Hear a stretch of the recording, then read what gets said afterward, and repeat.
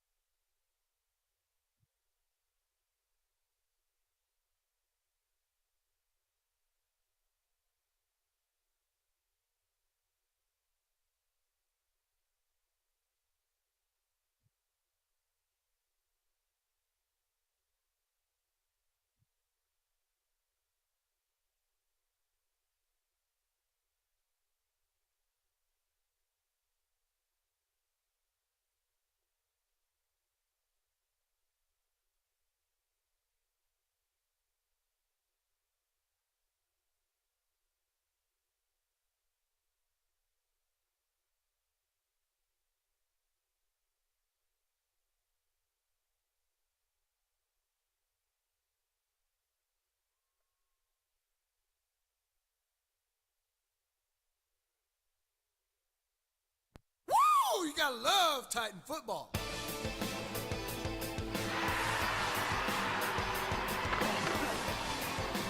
Let's go, let's go, let's go!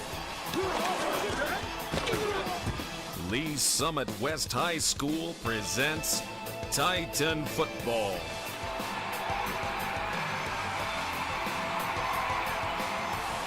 Time to go to work!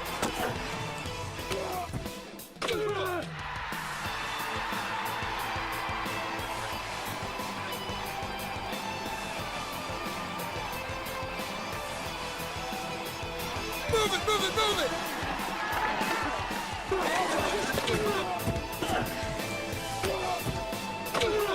Get off the ground!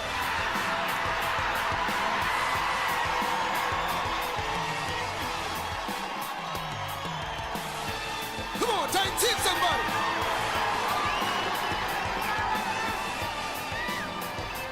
Woo! You gotta love Titan football.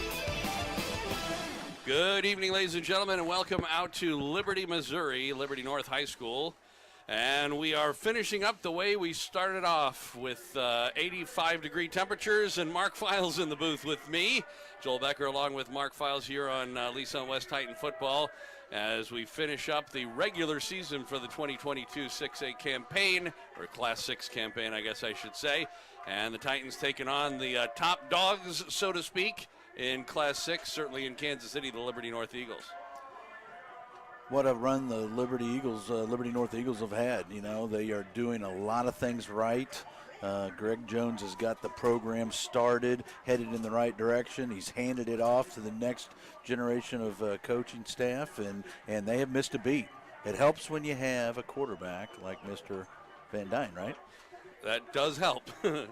Amazingly, teams do seem to respond positively when you have a good quarterback. Well, and this is the third one to come through Liberty, okay, Yeah. and on the north side. So, and I have to say, when I always talk about this. When I did the depth chart for this, I always look and see how many people they're returning from one year to the next. We didn't play Liberty North last year, or at least not in a game that we could do right. On a broadcast. So I didn't have a depth chart from last year, but I did from 2 years ago when we played them in the playoffs. Right.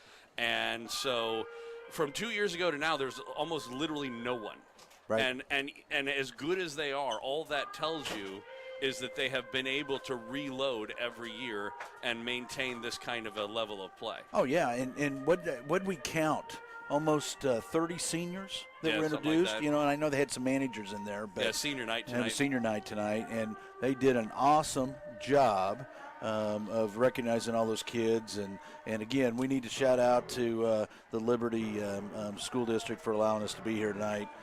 There's some new MSHA regulations, guidelines that allow us to be here. So they're working with us, so we appreciate the ability to be back and doing these road games. Did have a chance to talk with the coach. Our coach's conversation is right now here on Titan Football.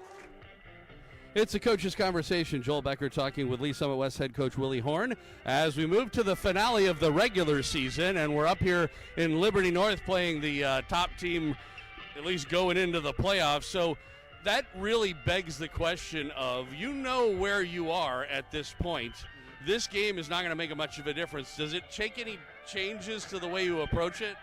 No, not at all. It's still a process. It's another step in the process, and making sure our kids understand that we have to get better through this game, and we've got to see on offense, defense, special teams, us growing through this game to be ready for next week, because that's when it really matters. Yeah, and it does, and that's the thing. On the other hand, you don't want to go all out for a victory in this game that doesn't really mean anything. Yeah, it's being smart and understanding what's in front of us, but at the same time, we're not conceding the victory. We prepared to go out and win, and that's what our mind is ready to do. Just, have them get ahead and then say, we'll beat them the next time we play them later this year. Hey, exactly. That's the plan. So last week, Liberty North, they're a good team. And how did you feel that you guys progressed in that game? I think we progressed well. Defensively, we played really well. They only scored on short porch in the second half, and that was from the doings of offensively, turning the ball over inside the 20. And then outside of that, they didn't get anything other than one big play. So we progressed and grew from Ray Peck the week before. And then offensively, we knew that they had some guys up front that were nightmares as far as matchups. But we did some things. We moved the ball in certain situations. We just didn't get it rolling in the pass game the way that we wanted to. So that's just part of it, and got to continue to progress and see the growth here tonight. So last week, obviously, like you said, it really seemed like the bounces just weren't going our way. Like, for example, you have an onside kick that's, 8 inches away from being – I mean, that could have been a huge momentum, thing and so on and so forth. And in a game like that, that's usually what you need is a couple of momentum things. Oh, yeah. When you're playing a team as talented as that, just like tonight, you got to have some things. You need a little luck. You need things to go your way, but – part of that is going out and making your own luck too. When you have those opportunities and you're playing against good teams, you have to take advantage of those opportunities, So that's what we've been harping on, making sure that we're doing our job, and when we get the opportunities presented to us, we got to make sure that we hit.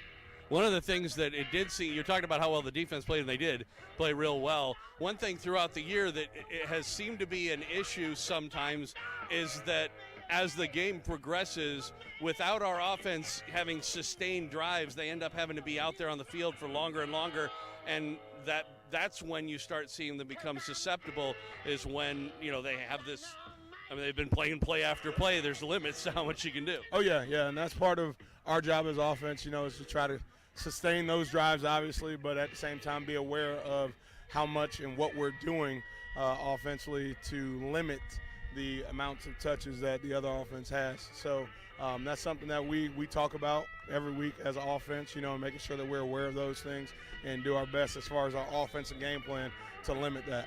So what are your goals tonight? Goals are to defensively continue to fly around, make them have to drive the entire length of the field to score.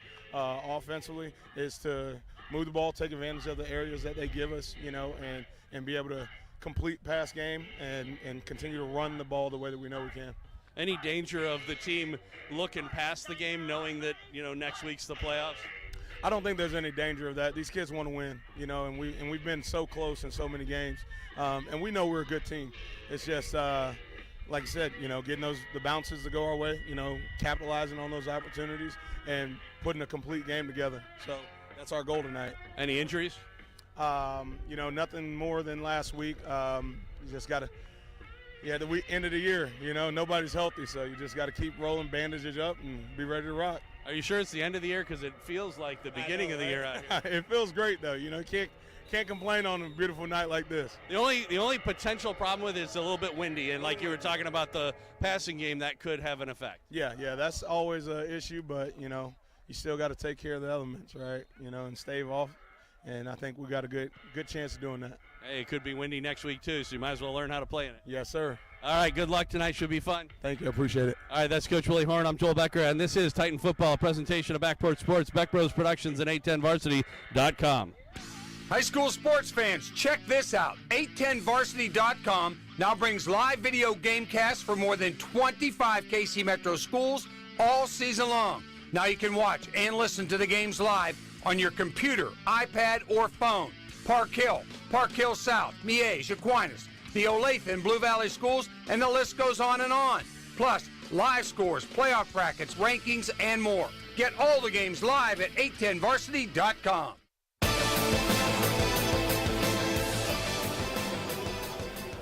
Welcome back out here to Spencer Financial Field in Liberty North High School. Joel Becker along with Mark Files sitting in for Coach Royce Boehm as the Lee Summit West Titans getting set to take on the Liberty North Eagles. And the Titans won the toss. They deferred.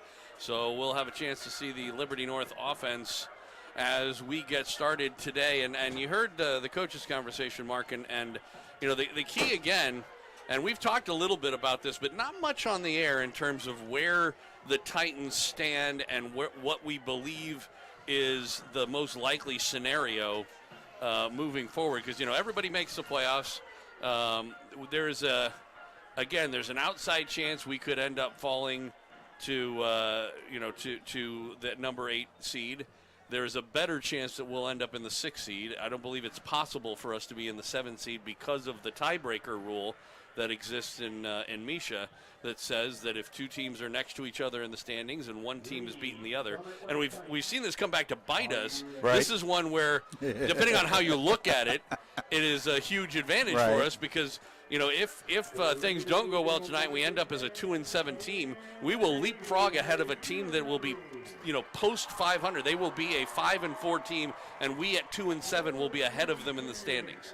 And that team happens to be in the Lee Summit district. Lee Summit High School. So, yeah, that's kind of a bad deal, but we're going to take advantage of it if we can. And, of course, if that happens, it'll earn us a trip down south. Springfield, though. yeah, and we get to go to Springfield. Most likely Kickapoo, but it'll depend on how things go. We might end up in Joplin. I promise you the best tenderloin sandwich you've ever had. Okay. And somebody throwing a roll at me. There you go. Will Peacock with the ball teed up at the 40-yard line right in the middle of the field. As I mentioned, the Titans won the toss and deferred. As we talked about, the win could be a factor, and this will go into the end zone for a touchback, although it bounced in there. And we'll get to see this very powerful Liberty North offense. I thought it was an interesting choice to defer.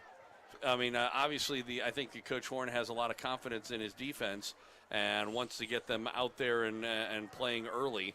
But at the same time, you know, you could make a case for getting the offense untracked early if possible, and keeping the defense off the field too for that. Well, and the defense got a lot more confident in the second half, and they were hitting hard. Let's see if they can continue that. From the pistol formation on the 1st and 10 play, a give off left tackle, and across the 22, about the 23 is Davidson, and he will get the first carry. Hayden Davidson. Off left tackle, pickup of 3, 2nd down and 7. Just underway, first quarter. That was our first play from scrimmage. Liberty North and Lisa, and I haven't really looked to see what this game means, if anything, for Liberty North, if they are in any danger of in theirs. We're going to get a offsides there on the Titans as Grant Ford stuck his helmet across the line of scrimmage, and they'll turn a 2nd and 7 to a 2nd and 2. But Liberty's on the Liberty North, both Liberty teams for that matter, is in the other district. They're not in our district, so I wasn't looking at their standings. Yeah, you wonder if they get a commanding lead in this game if they aren't going to rest some starters here in the second half. We will see. The second give ends up being a short give, but it'll be a first down on another run of about 3 yards by Hayden Davidson, this time trying the right side. And, so like I said before, it's a tough thing because you want to be firing on all cylinders when you go into the playoffs, if at all possible. But at the same time, you also don't want – it's kind of funny. We're in the opposite position that we have been in so many years when we were going into the playoffs, as a top team in, seeding or in a district or whatever, and we're worried about somebody getting hurt or something like that. Pistol formation again on 1st and 10, and another give off of right tackle, and gain once again for Davidson, this time about 4 yards. It'll be 2nd and 6. So, it's a tightrope to walk. Oh, most definitely. And the thing you got to keep in mind is you do want to get better each game you go in. You got things you want to work on. You can't just say, "Hey, we're gonna rest everybody and not play week 9," because that gets you in trouble. Right. It gives the team the wrong message. You want everybody to compete and be in a good, sound mind. On 2nd down, a fumble. Ball's on the ground. I think the quarterback, Van Dyne, just was able to jump on it. That was just a bad exchange between Van Dyne and Davidson, and they never really did have possession of it. Fell on the ball. They're going to mark it back at the 33. A loss of a couple. It'll be 3rd and 8. 3rd and 8. That's in the favor of the Titans. Let's see what kind of pass defense they've got set up. They've got some big hitters out there. It looks like they've got 18 playing on the outside tonight. He's playing the motion man. And back to throw is Van Dyne. The left-handed quarterback throws it on the outside, makes the catch. It'll be a first down to that motion man, which was Xavier Horn. Actually, he dropped it, Joel. Oh, it looks like you're right. Boy, it was right there. It was. And there is a flag down anyway. I don't know if this would have come back. We shall see. Waiting for the call from the officiating crew. And they're coming to the Lee Summit side, so I would imagine this is against Liberty North. And so the question is, do you want to take it or set up a fourth down on the incomplete pass? And that was a heck of a throw by the way. It was. Yeah, the receiver he was ready to run before he caught the ball. That's what it was. We're still having a discussion now. The official looks like the penalty is against the Titans, and it is a personal foul against the Titans. So apparently he wasn't asking him, do you want to take it? He was explaining what happened. The foul was. And so it was, I don't know what it was in terms of, I didn't really see a late hit or anything like that. Could have happened away from the play. But it could have, he didn't give the indication of roughing the pass or anything like that, but it was the referee that dropped the flag. So on 1st and 10, a give. Off of the left side, nice step up for Torrey, but boy, somehow keeping his balance. I thought he was down, was Davidson, but the officials said no, he kept his knee up, and he was able to get up and pick up an extra 8-9 yards, and it'll set up a 2nd and inches. That was an excellent effort by Davidson at running back. That's the reason why they say you got to wrap those running backs when you tackle the legs. Yeah. And why you do so many push-ups, because that's what he did, was he went down and somehow kept himself. Well, he kept his elbow off the ground. He stayed on the palm of his hand. And his knee, too. And the knee, that's right. So 2nd and short, pistol formation, trips on the right, a give to Davidson. He'll get a first down and breaks through the hole and gets across the 30 down to about the 25 of the Titans. So that's too bad because, this is, again, something that we've talked about before with the Titans and their occasional shooting themselves in the foot. They had this drive stopped. They did, and in a silly personal foul. On the first down play, Van Dyne eludes one man. He'll keep it himself and run out of bounds as he gets to around the 15. It'll be 1st and 10 inside the red zone, except there's a flag down in potential holding territory. So this one may be coming back. I will say this, the official is not in any hurry to indicate, and it is holding against the Eagles, so that'll cost him 10 yards. We'll see if it ends up being a drive killer for him. But like we said before, they had this drive stopped, the Titans defense, on that 3rd and 8 play. It was an incomplete pass, would have been 4th and 8. North most likely would have punted the ball away in that part of the field. They were close to midfield, but they weren't far enough up that it was 4-down territory this early in the game. So they had it stopped and took a penalty, and now even at 1st and 21, I would still say that the Liberty North Eagles are in a position to make a run on some points anyway. As they give it to Davidson, a big hole up the middle, and he'll get most of the holding yardage back up to the 25. It'll set up a 2nd down and about 10 from there. Love the way Davidson runs for Liberty North. The young man's got great balance, as we've seen on a couple of carries right now, but he's got a low center of gravity. A little reminiscent of Edwards-Hilaire, isn't exactly. With Davidson with those low center of gravity, he's got those shoulders low, and it makes him tough to tackle. He's protecting his legs. So the Titans are going to really have to gang tackle this young man. So we'll see what happens here on 2nd down and 10. And back to throw. Van Dyne steps away from one man, throws over the middle, and makes the catch this time, Horn. And he'll find his way for a 1st down as Van Dyne doing a little left-handed Patrick Mahomes there. A little sidestep sidearm throw and got rid of the ball and got himself a 1st down in the red zone. Nice job on the RPO. He read everything. He was thinking about running first, which is interesting, but he did find the receiver downfield and took advantage of it.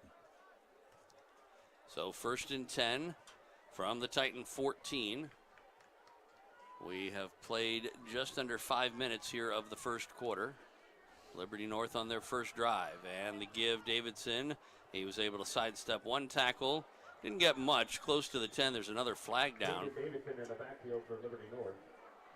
So deja vu all over again, another holding call against Liberty North. And that'll cost him another 10 yards. Didn't stop him from getting a first down last time. We'll see what happens this time, but this is kind of reminiscent of last week when we couldn't get anything going without a lot of laundry on the field. Oh, well, and what they're doing is they're getting the interior guys. They're actually grabbing the linemen for the Titans and on the outside of their shoulder pads and turning them, and they're creating those alleys. Well, you can't do that, as they like to say in the stands. Pistol formation, man in motion is Horn. Twins now on the left side. Van Dyne back to throw. He's got plenty of time. Now he'll step up, and a big hit. Foz now came up, and he takes him down. It'll be a sack back at the 30-yard line. And that will take a 1st and 20 and to make it into a 2nd and about 23 now. As they, let's see, 10, maybe 26 actually. Love the hustle, love the intensity of Foss now. He gets upfield, he plays hard. He's kind of playing in a new position this year, that outside linebacker. On play action, Van Dyne again, looking to throw but doesn't have anybody to get it to. Now he'll step up and run down the middle of the field inside the 15, spins around, he's hit as he gets near the 10. Maybe at the 11-yard line. It will be 3rd down from there. They need to get to the 4. Ball's at about the 11, so it'll be 3rd and about 7 from there. Clock running halfway through the first quarter. Titans had him in the pocket, and he was able to sneak out and got that big carry. So they'll see what they do here on 3rd and 7. Normally a passing situation, but they have gotten big chunks. It's more of a running formation that they have going on right now. Back to throw Van Dyne. He's getting a rush. Throw in. It is caught. Touchdown. And Smith on the catch, it looked like. Keenan Smith. Number 15. Keelan Smith making the catch. And the Eagles strike first, 6-0 with the extra point to come. Well executed play. Yeah. I mean, he just went and found the seam, and Van Dyne found him, and he just threw it low where only his receiver could catch it. Craig out for the extra point. Out of the hold of Gibson. To make it 7-0. Snapback, ball down, kick up, high, long, and good. 5 minutes, 30 seconds left to go in the first quarter of play. The Eagles take the opening kickoff, drive 80 yards, and come up with a touchdown. 7-0 our score. The Titans touching the ball for the first time on offense when we come back here on Titan Football, a presentation of Backport Sports, Beck Bros Productions, and 810varsity.com.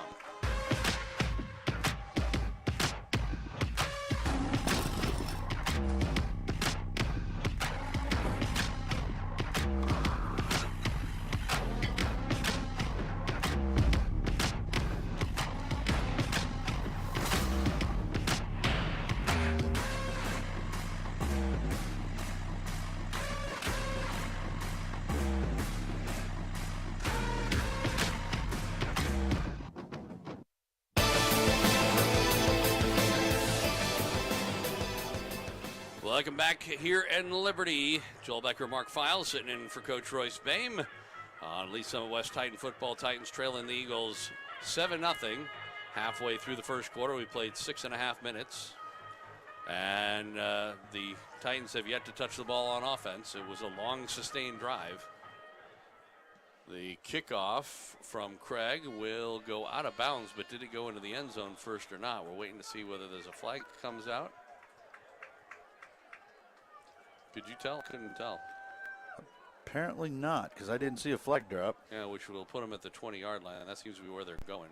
It was right in the corner, so it could have been either way. I'm not suggesting that they got it wrong or anything, but if it goes out of bounds, on the 1-yard line, they get it at the 35. If it goes out of bounds 1 yard in, then they get it at the 20, and that's what yes, they ruled. So we'll see this Titan offense and see what kind of adjustments they made since last week with Drew out there. Actually, it looks like they're, with Mayo to his left from the shotgun and a toss. And it is over left tackle. I'm assuming that's one of the Tories. Yeah, it is. Yep. Quincy Torrey, who makes the carry out to about the 23. So it'll be pickup really of 2. Let's call it 22, 2nd and 8 for the Titans. The only thing about for the Eagles taking 6.5 minutes there to score their first touchdown is we're never going to get to 35 points if they trips on the right. Wolverton from the shotgun, back to throw. He will throw over the middle. It is caught, and then it was dropped. I think they're going to call it an incomplete pass. It was intended for Randolph Damon. Damon. But he could not finish the catch. He had it in his hands, but when he went down, he let it go. And it will be 3rd down and 8.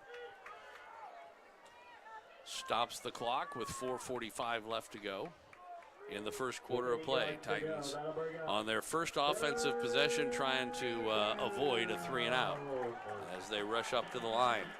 Twins on the left, one man on the right.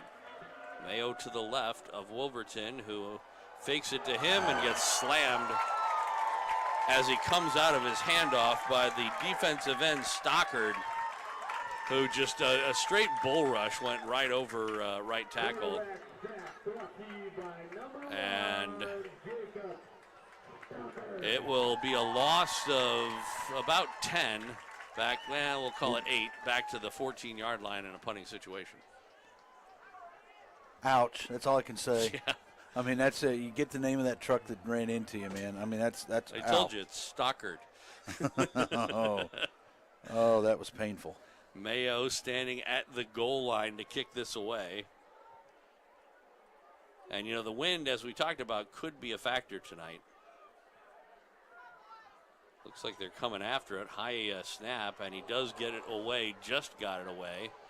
And it takes a Titan bounce from the 33 all the way up to about the 44. But still a short field for Liberty. David Mayo did a good job getting that away because they did come after him. And they had a little bit of a problem with the snap. Yeah, because you were snapping into the wind and it flew on him. In a way, that's what helped him because the snap actually sent him back about 2 yards. He was standing on the goal line, but by the time he leapt up, caught it, and took it, and that 2 yards was enough for him to get the kick away. Oh, yeah, because if he'd been standing where he wanted to be, they'd been on him. They'd have gotten to him, yeah. And they wouldn't have blocked it. They just tackled him. Maybe. So we'll see Liberty's offense for a second time. As Sean Van Dyne from the pistol formation, and it will be a give. Big hole over right tackle, and a good 10-11 yards on the carry for Davidson. He has been a workhorse so far for this Eagles team. And an easy first down on an 11-yard gain on 1st and 10, already well into Titan territory at the Titan 34. Untouched until what, 6 yards down the field? At least. Trips, now a man in motion. And a give to Davidson. He was hit up by Fredrickson as he got to the line, was able to get across for about 2, 2nd down and 8. Trying to go over that right side of the line. That sack play was uncomfortably too reminiscent of too many Chiefs plays the last few games as they went right over right tackle. 2nd down and 8. Clock running with 3:10 left to go in the first quarter. Pistol formation. Twins on the left. Van Dyne will give it the middle. And Davidson again ran into Fredrickson.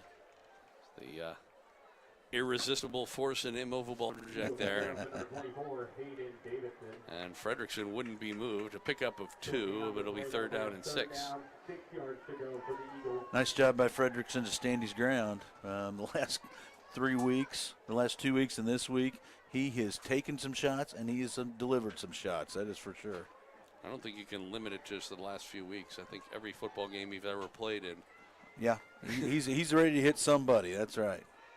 On 3rd down, Van Dyne will step up, and he is triple teamed and knocked down for no gain. We'll see if they want to go for it here from the 30. I don't know what kind of kicker they have. It would be a 47-yarder from here, and they are sending Craig out. If I'm Liberty North, I'm like, why not? Heck yeah. So, see if he can do it for the playoffs. I mean, Well, like and it's a 85-degree night. Yeah. And there's wind in his back. So from the right hash mark, and we're going to get a timeout. Boy, Willie Horn literally ran onto the field and I mean, literally, tapped the referee to tell him that he wanted a timeout because they weren't apparently paying any attention to the Titans sideline. Wow. Minute 48 left to go in the first quarter. And looking to see what they are able to accomplish on this 4th down and 6 play. I don't know if he saw something he didn't, in terms of why they called that timeout. If he didn't, if they didn't have enough players. A lot of times in that situation that you count it later and find out that there was only 10 guys on the field or something like that. Way back when we had our personal foul. And we said, he went to go talk to the coach. I wonder if we had a disqualification. That's why he went to talk to the coach. Yeah, that's typically when they walk that way, isn't it? I think that may have happened, that we may have had one of our linemen disqualified for the remainder of the game. If that is it, I didn't see what happened. Craig, 47-yarder from the right hash mark. The kick is up, and it is good. He just, maybe by a yard. It just snuck over the crossbar. 47-yard field goal. And a nice kick as it turned out from Craig to give the Eagles a 10-0 lead. Blake Craig with the 47-yarder. We'll take a break, come back for the kickoff after this on Titan Football, a presentation of Backport Sports, Back Bros Productions, and 810varsity.com. High school sports fans, Trent Green here, and when I want the latest scores and news, there's only one place I go, 810varsity.com. Live scores, features, brackets, and even watch games live on the laptop, phone, or mobile device. Watch the Lee Summit, Blue Springs, and Park Hill schools, Blue Valleys, Olathes, Rockhurst, Miege, Lansing. The list goes on into Missouri and Kansas. And playoff broadcasts too, plus top 25, awards, and more. Check it out now, Kansas City's home for high school sports, 810varsity.com.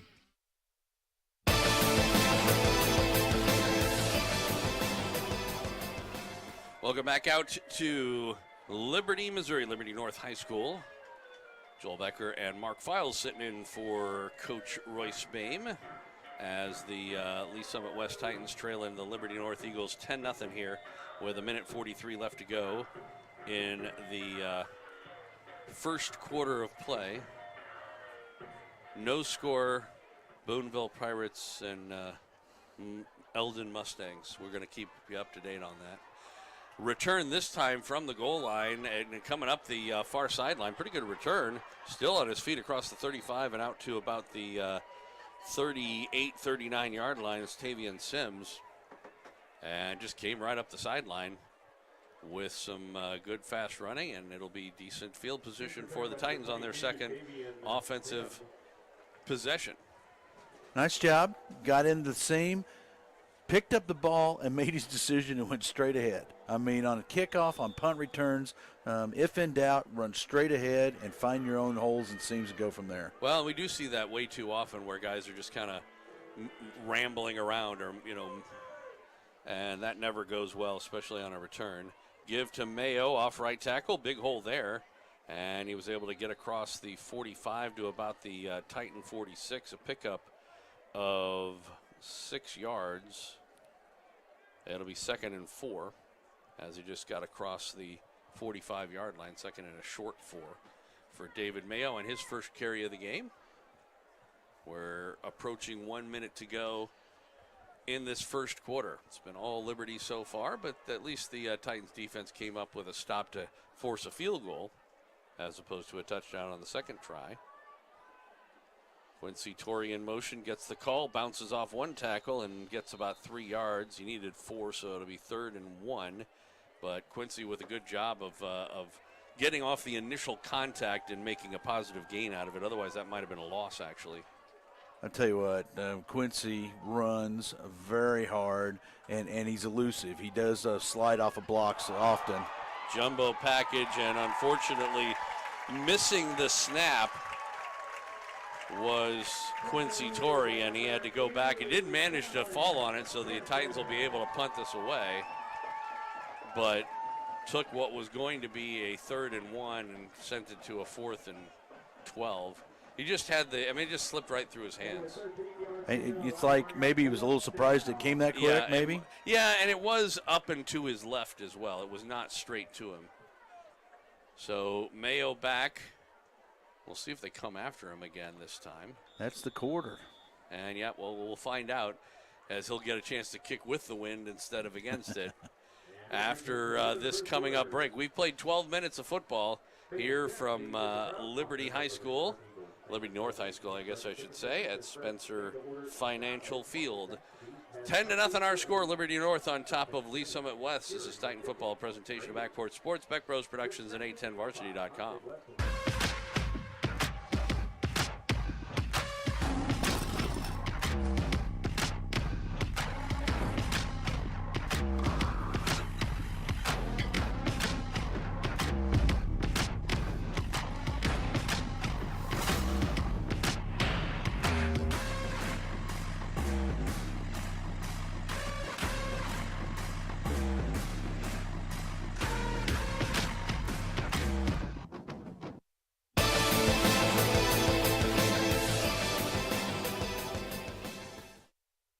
Fourth down and about 12 for the Titans. Mayo standing back at his own 22-yard line, but able to kick with some wind at his back.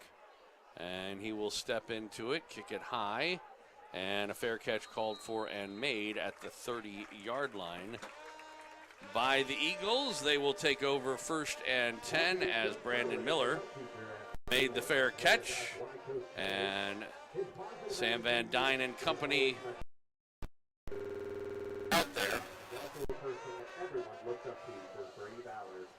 And they have looked pretty good on offense so far. Been tough to stop. The last time series was the first time where the Titans defense seemed like they had an answer to the rushing attack of this Liberty North Eagle team. They made some nice.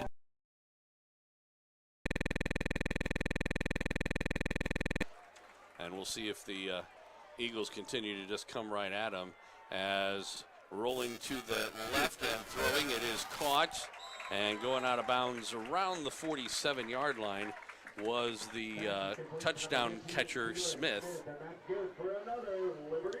And good enough for a first down for Keelan Smith, his second catch of the game.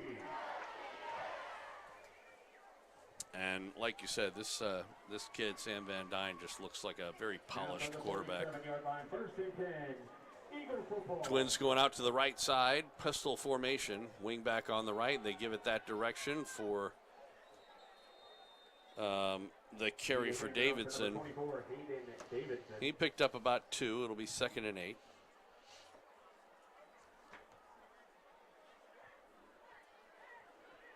So at least, like I said, the Titans seem to have made some adjustments for that right tackle play that had been so successful for the Eagles up until now. Just underway second quarter. Liberty North on top 10-0. Pistol formation again, and again a give. Davidson trying the left side this time, and he was hit right at midfield. Able to fall forward to the 49, pickup of 2, 3rd down and 6. Just kind of the way things went the last time when they stalled out. Still got to like the fighting the dog on this Titan defense. They are scrambling and trying to play tough. Best thing that could help our defense right now is our offense to have a sustained drive. Exactly. Well, it's just what I was talking about with the coach in the coach's conversation is, you put the defense out there for, play after play after play. They can only be so effective for so long. 3rd down and 6, Van Dyne back to throw. With time, now he'll pull it down and rush. He'll get a first down and more. Slides as he gets to the 35. They'll give him the 34. forward progress. Well enough for a first down, well into Titan territory at the Lee Summit West 34. Nice job by Van Dyne, realizing that his receivers were covered. He saw that small gap seam there in the pocket, shot through it, and got the big gain with his feet. You imagine that the Titans will have to start spying somebody on him at some point, because he has really been able to run at will. Yeah, our linebackers in the middle are flying out, getting back coverage responsibility, which is leaving them open. We get whistles. Looking, yeah, it's going to be a false start, I do believe. And, yep, that is the call against the Eagles, so it'll negate about 5 yards of that last play and set up a 1st and 15 back at the 39-yard line. Clock's at 10:02. Hey, shout out to Liberty North for having nice, beautiful, big white numbers on their jerseys. I like that part. That was a great conversation we had last week about what they're doing with jerseys and how they're going to phase out all the ones that you can't see. Yeah, they have had that. They're going to be gone next year. That's the rule. Throw and a nice catch on the far side, but not much there. Good coverage on the play by the Titans defense, stepping up almost immediately once the catch was made. It was once again Smith on the catch, his 3rd catch, but that doesn't go for any yards. It'll be 2nd and 15. Maybe even lost a yard. I think that was Fredrickson that flew up there and made that hit. Nice job. And again, though, I mean, what an arm to be able to turn like that. And he's a lefty. Yeah. That's the reason why. Because his right arm's not tired? That's right arm's not tired, man. He's winging it with the left. There you go. Oh, another tough snap, but he pulls it down, does Van Dyne, keeps it himself, and was caught from behind and tackled after a gain of maybe a yard. Good job that time by the Titans offensive line. It was Strickland, who I believe caught up with him from behind and took him down. Now, he was trying to follow. He was, on a full-out run, but still. Tell you what, Aiden Strickland's game tonight there on the inside for the Titans on the defensive line. Good pursuit and good tenacity as they look over to the bench for the play here. They've got Twins on the right side, H-back that direction as well. Davidson in the pistol behind Van Dyne on 3rd down and 15. Back to throw. Throw over the middle. It is caught. And then it was dropped. A interception or a fumble recovery really for Torrey. And back the other way, Jackson Torrey. Turnover for the Titans. I would call that a complete pass and a fumble as opposed to an interception. But it went right to him, and Jackson, Johnny on the spot, just picks it off and back the other way up to the Titan 41. So a little bit of momentum for the Titans here. Nice job by the Titans. That's a way to kill a drive. Now, you gave your offense some good field position here. Let's capitalize on it. Let's don't just go 3 and out. Let's don't go 4 and out. Let's get a first down and move that ball down and save our defense here just a little bit. Ball's at the 44. Titans own 44. Wolverton. Mayo to his right, man in motion, it's Sims, and they toss it to him. Tavion trying to find around the outside, uses his speed, gets up around midfield and ducks out of bounds after a pickup of 6. Although they may have spotted him closer to the 49, which was not a very generous spot. Yeah, it looked like he did step out. Yeah, he clearly stepped out at the 50. I mean, seriously, there was no real question about it. They just gave him a bad spot, took a yard away from him, so it'll be 2nd down and 5 from there. That happens with the sideline officials. They get caught in that traffic, and they're looking for a shoe to measure off of. Yeah, of course, it's supposed to be where the ball is. Mayo with the carry. And, again, he was hit in the backfield, did a good job of fighting off the initial contact. Got back to the line of scrimmage, but no more. So still on their own side of the 50-yard line at the 49. It'll be 3rd and 5 for the Titans. Wonder if they're going to run that rollout pass play again after the truck sack. I was just going to say, I'd run it to the other side. or at least give him some help. 3rd down and 5. And they try to throw the screen, and it's incomplete. As stepping up on the play and doing a fine job, the cornerback over there is Henkel, Eric Henkel. Sims was the intended receiver, and he never had possession of it at all. I don't understand that. We've watched this all season where they continue to throw sideways, well, horizontal. They're not going vertical. Right. I mean, the idea behind that is it's almost like trying to set up a running play where you set up, players out to the side and you hope there's more blockers than there are people over there. In that situation, though, you had 10 guys in the box. Yeah, as Mayo kicks it away, and another fair catch called for and made at the 20-yard line by Miller for the Eagles, and they will take over 1st and 10 from there. But the thing about that particular play was that he had to pump fake it.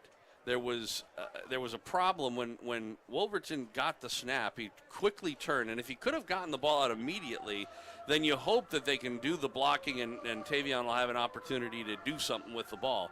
Once that play isn't there and you have to wait, that it is way too easy for the defense to pursue, and that's what happened, was that by the time he threw it, then the cornerback had a chance to step up, and then that play never had a chance. It's all about timing it, Joel.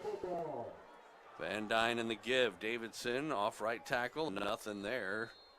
No, maybe a gain of a yard on the play. It'll be 2nd down and 9.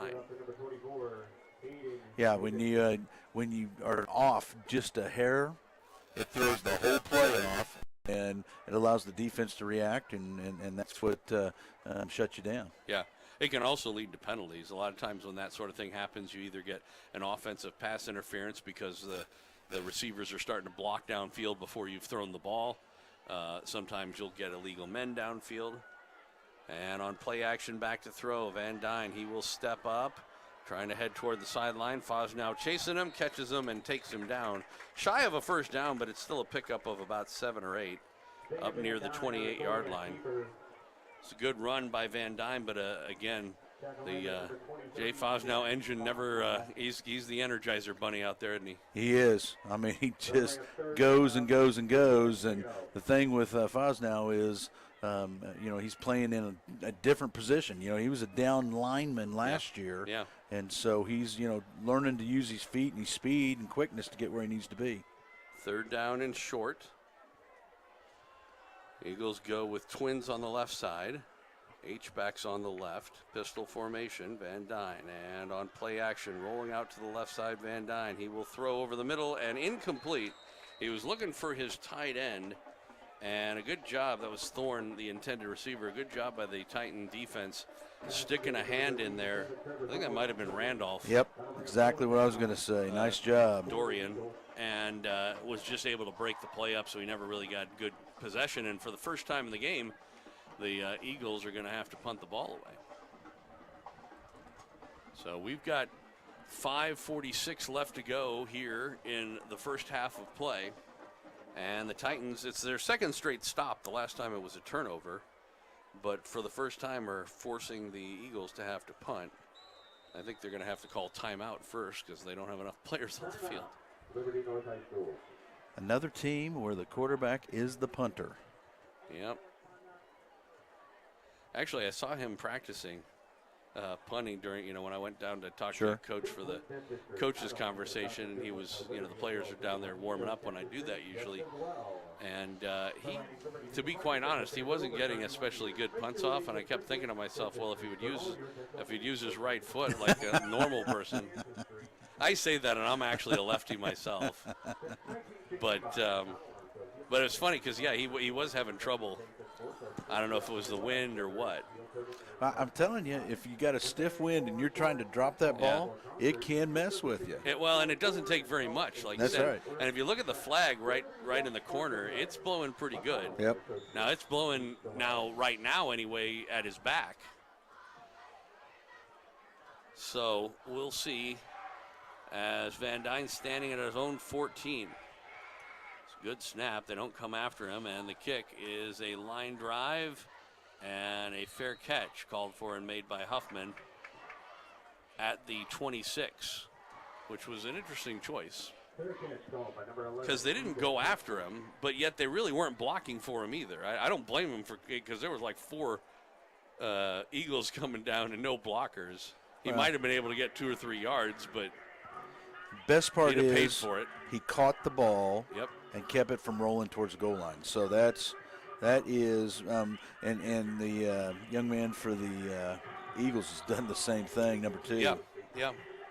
And then, again, part of that may also have to do with the kind of game it is and not wanting people to get hurt. Right. Brandon Miller for the Eagles. Yes. We had a pretty good Brandon Miller that played for West back in the day, back before 2010. Here's Jackson Torrey on the carry. He did find a hole between the guard and center and was able to spin away from one tackle and get up near the 35-yard line. It'll be a pickup of 8, second down and 2. As the original line of scrimmage, the 27. So, did anybody ever yell out, "Let's go, Brandon," when he was playing for us? I'm sure they did, but it had a little different meaning back then. Why, what does it mean now? I'm not going there. Second down and 2. That's a softball I'm going to whiff on this time, buddy. And it is going to be a keeper, and it's Quincy Torrey on the direct snap, and he will get what I believe is the first down of the game for the Titans. Or do they have one? That it is. I think that was the first one. So Quincy Torrey on the Wildcat direct snap, and he waves his way across the 40 to the 42. It'll be 1st and 10 Titans from there. Give him an attaboy on that because he went against the grain and found him a hole and got him that first down. Nice effort. Not sure why the clock isn't running. Stopped at 4:53. I mean, they would have stopped it to move the chains, but I don't know why they didn't start it back up again. Twins on either side. Yeah, he didn't go out of bounds though, No, did he? Not that I remember. Wolverton throw, sideline incomplete. A little bit of shoving after the play was over, as was intended for Mayo. And the linebacker covering him, Hudson, gave him a little shot, and David gave him a shot back. And that's what I was looking at previously. You know, we were talking about throwing those screen passes. Wolverton threw the ball about the same distance. It was downfield. Now the defense has to think about you stretching the field a little bit. That's going to continue to help open up those running lanes. 2nd and 10. Torrey in motion. He'll get the handoff, trying to go up the middle again, trying to go between the guards. He really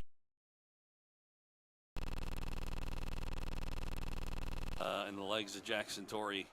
He was able to gain 4 yards on a play that really shouldn't have gone anywhere. It was a nice effort for sure. 3rd down and 6. Clock running now with 4:25 left to go in the half. So 3rd and 6. I got to ask Coach Horn, what's the story with the linemen looking at the sidelines? It's all about knowing the play and the signals. Show blitz. Here they come. Wolverton throwing and incomplete. Luckily not intercepted. Intended for Quincy Torrey, and for a second straight series, Eric Henkel making a good defensive play coming up from a safety position. That time tried to jump the route and was about a millimeter off with a pick six there. If he could have gotten there just a split second earlier, he probably would have been able to do it. And again, he's able to make that play because he's playing less than 10 yards off the line of scrimmage. So punting situation on 4th and 6. Mayo standing back at his own 32, kicking into the wind. They come toward him, and he does get it away. It will bounce and go out of bounds at about the 25. So 3:57 left to go. Score remains 10-0 in favor of the Eagles. They'll take over on offense.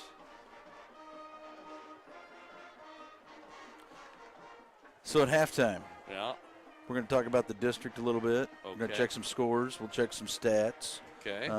But I also want to pick your brain about the opinion column that was in the Kansas City Star about Rockers playing Harmon tonight. Okay. Starting from the 25-yard line, 1st and 10.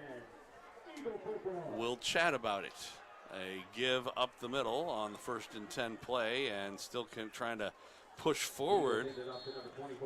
And Davidson once again. Now there's a flag, and there's also an injured player, which, like you said, I believe is a Titan player, right at the original line of scrimmage. We'll check the flag real quick, and it is a personal foul. Chop block, yep. Against the Eagles, and I that may have resulted in this injury. I don't know. Yeah, that was that. Wasn't sure if it was the player that's down, but I saw somebody go at the knees, and it really looked like it wasn't an intentional block. It looks like it got their feet tangled up with the other blockers, and he ended up going down and catching them just above the knees and the thigh pads. It'll cost him 15 yards though, and set up a 1st down and 25. With the ball back at the 13-yard line. Actually, I guess they're going to take it half the distance to the goal line because the ball was at the 25. So it'll end up being a 12.5-yard penalty and make it 1st and 22 or 22 and a half. And it looks like it is Strickland, who was the injured Titan player, walking off under his own power. That's a good sign. Need that young man. He's playing hard for the Titans. So 1st and a ton for the Eagles. We'll see what they do here. If they take to the air, stay on the ground, or what? We had Aiden's number wrong the first 4 games of the year. We got all those stats updated and changed. Those tackles that he's been getting should help him with some conference honors. Oh, almost intercepted there as Van Dyne's throw went right through the arms or hands of Horn.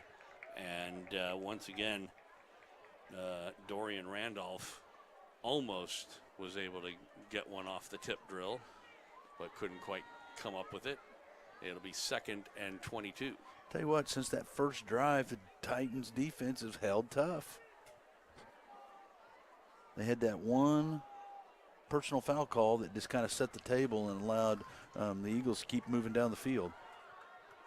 And then they got the field goal in the next one.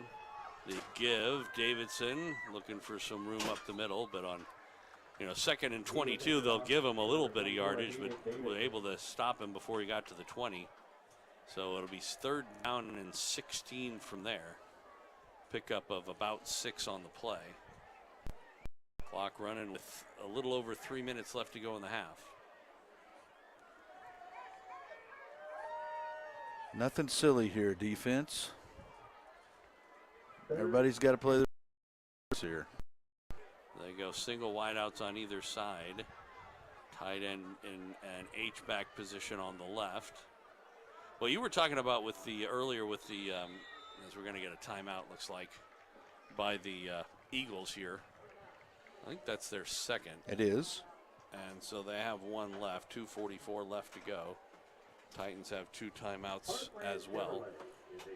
But so you were talking about this sort of straight line huddle that the Titans have been doing on offense, and Coach and I have talked about it over the last couple of weeks. It's, if you remember, they used to send the plays in with the charts. They'd have the signs, right, and the symbols and whatnot. And a couple weeks ago, they decided to start doing it in with signals by the coaches. So you have those coaches. And I think the reason why they are setting up the way they are is that way everyone can see it. Sees the same thing. Right. Well, but more importantly, back in the day when they had the signs, those were up high. Right. If you're looking, if you're in a huddle where you can't look through another lineman and see what those signals are. So by standing in a line like that, they're all able to see. So after the timeout, 3rd down and long. Van Dyne back to throw. He'll throw near side. It is caught and tackled immediately. Ross on the catch. And it will be short of a 1st down. Ball's at the 34. They need the 33, excuse me. They need the 35. And they bring the punting unit in. There's always a chance of a fake, but if you're Liberty North, what's the point?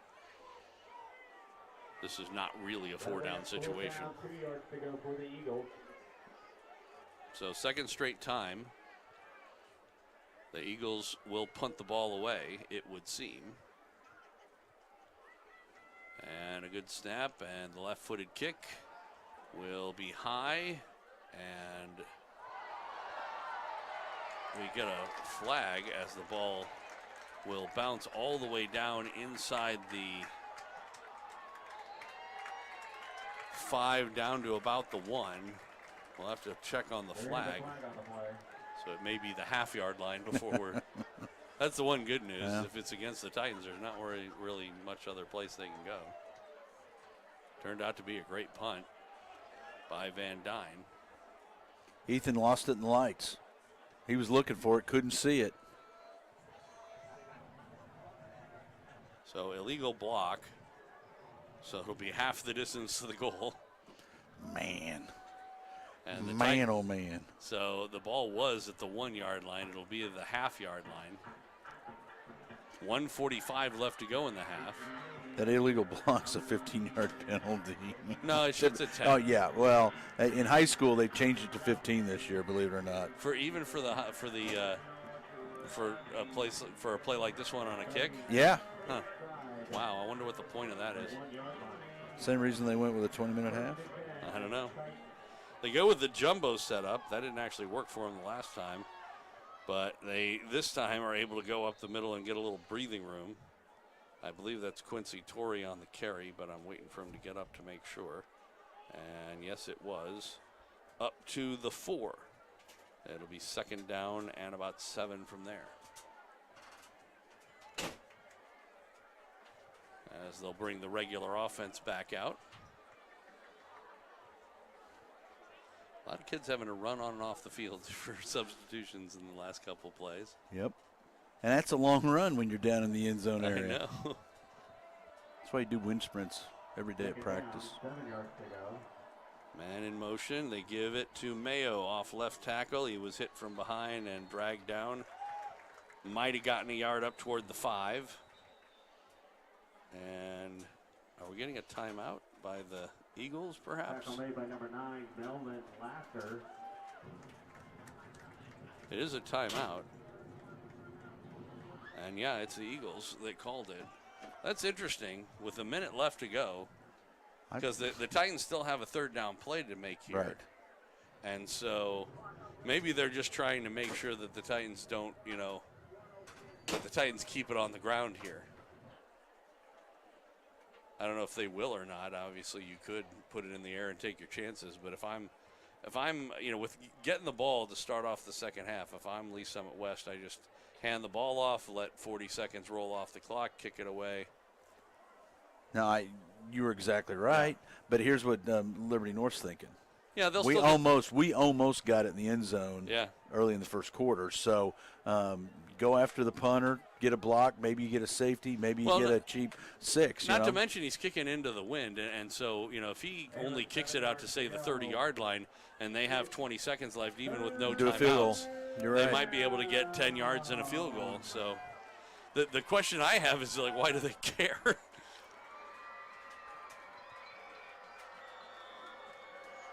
Although I don't know, maybe they feel it's embarrassing to only be up 10-0. It's going to be a keeper Wolverton.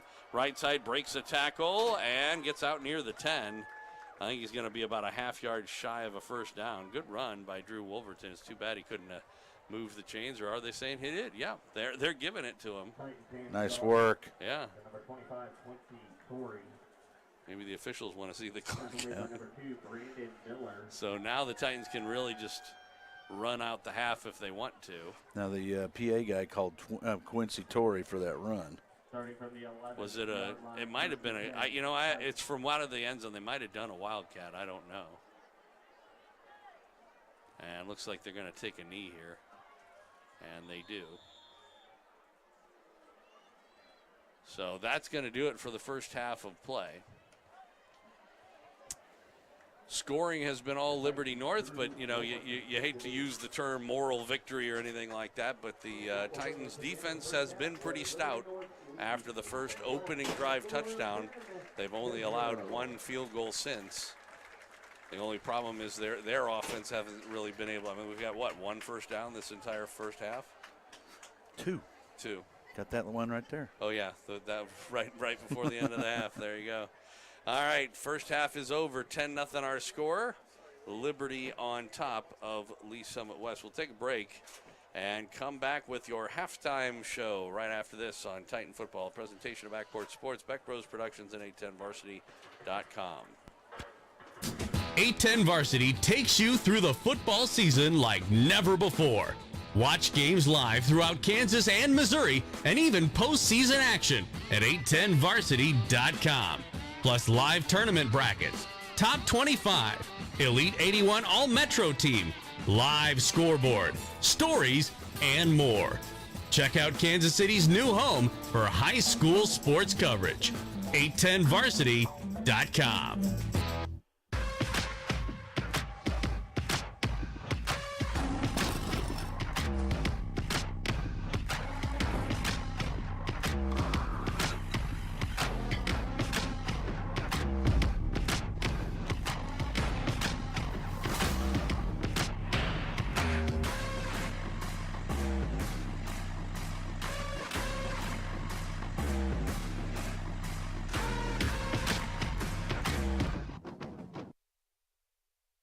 It started when a friend asked an ex-cop a simple question. Got a gun? Unfortunately, almost nothing is as simple as it may seem. Soon, David Allen Crockett found himself in a world he thought he'd left behind. A world of murder, deceit, treachery, and the possibility of the finest love he would ever know.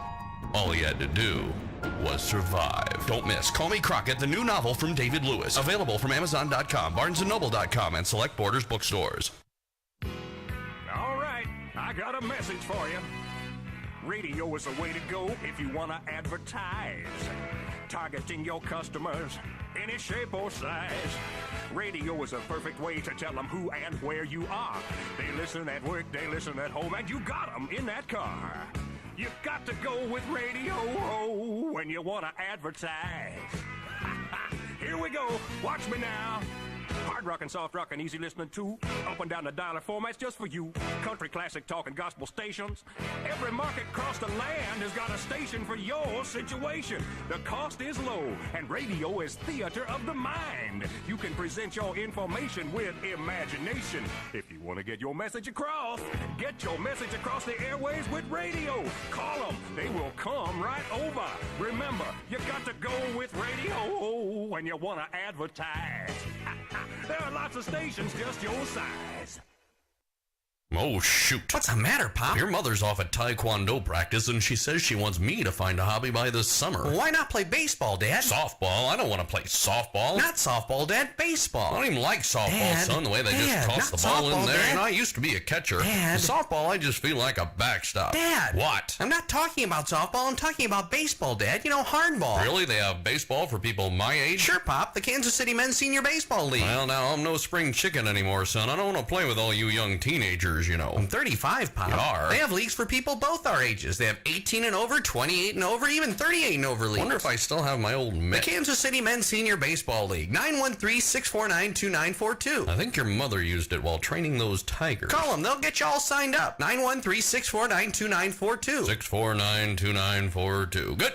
As soon as your mother gets home from bungee jumping, I'll tell her. Oh, great, Pop. She'll be so happy. Oh. What? Well, when she gets happy, she might take it out on me. Oh, Dad.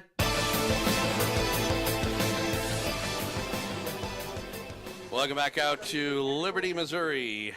Liberty North High School. Joel Becker along with Mark Files sitting in for Coach Royce Boehm this week here on Lee Summit West Titan football, taking on the Liberty North Eagles.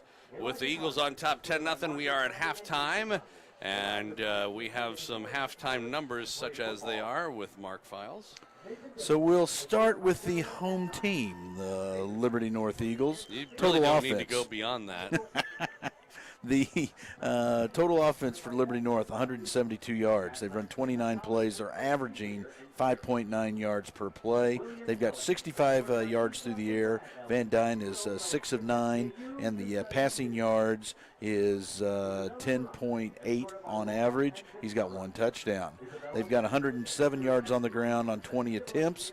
Most of those have been between Van Dyne and also the big running back, and that is Davidson. We'll talk about those individual stats here in just a second. They're averaging 5.4 yards a carry. Let's see here. They've had 4 penalties for 40 yards. They've got the 1 turnover. It was a fumble lost on the after the catch, and the yard after catch run got punched out. They've got 1 punt for 45 yards. Their time of possession, 16 minutes and 19 seconds. For your one and only favorite Lee Summit West Titans, their total offense, 25 yards for the half. 18 plays. They're averaging 1.4 yards per carry. They're over 4 through the air. They've got 25 yards. It's all on the ground on 14 plays. Unfortunately, they're averaging 1.8 yards per carry. They've had 3 penalties, 3 for 35 yards. One of them was for a personal foul, and there was an ejection with it. We don't know which player it was. If we find out, we will let you know. Mayo's kicked 4 punts, or punted 4 punts for a 31-yard average. We've got 1 defensive sack, and time of possession for the Titans, 5 minutes, 48 seconds. They have 2 first downs. Liberty North has 8 first downs. Liberty North is 3 for 7 on third down conversions. Titans are 1 for 5. Van Dyne has the 65 yards through the air. He has 36 yards rushing. Hayden Davidson, number 24, has 71 yards on 14 attempts. For the Titans individually, Torrey Jackson, Jackson Torrey leads the way with 15 yards on 3 attempts. Quincy Torrey has 7 yards on 5 attempts. David Mayo has 7 yards on 3 attempts. Okay. So how many different players on the Eagles have outgained the Titans? Okay. Because we have 25 yards, right? We have 2 receivers, the quarterback, and Davidson. So you got Keelan Smith's got 28 yards in receptions. Xavier Horn's got 23 yards in receptions. And then you've got the 36 yards for Van Dyne running, and Davidson's got 71 yards running, and give Van Dyne 65 yards in passing. Wow. So, like we talked about before, this is, for all intents and purposes, a relatively meaningless game. Although we do need to, sort of keep an eye on, what's the Nixa score. Right. Because that could actually affect us. We're assuming that Nixa will, to hand it to Ozark, and, that pretty much. You got the Kansas City scores? Yeah, I do. I'll pull up the scores from down south. I will say one of them I found kind of interesting, at least from a personal standpoint. Yes, that is. Nobody listening here probably cares. Now, you don't think they've got those scores inverted, do you? I don't know. You never know. So here's some of the scores from the Missouri side anyway. Liberty over Blue Springs South, 14-10. Second quarter score there. We have got, let's see, Cameron 12-0 over Marshall at half. 28-0 Lafayette County and Carrollton. Chillicothe St. Joe Benton 21-0. Center over Clinton 35-0 second quarter score there. This is not a Missouri score, but it's a little bit of a surprise. 37-36 Olathe South over Gardner Edgerton. Which, I was a little surprised to hear that. But back on the Missouri side, Smithville and Grandview. Smithville 14-0. That's in the first quarter. The Rockhurst-Harmon game you were talking about, halftime score there, 41-0. Harmon is beating Rock. No, I'm just kidding. Rockhurst is leading in the game. Well, and the reason why that was a big deal is Harmon hadn't won a game all year, right? And they've averaged giving up over 50 points a game to their opponents.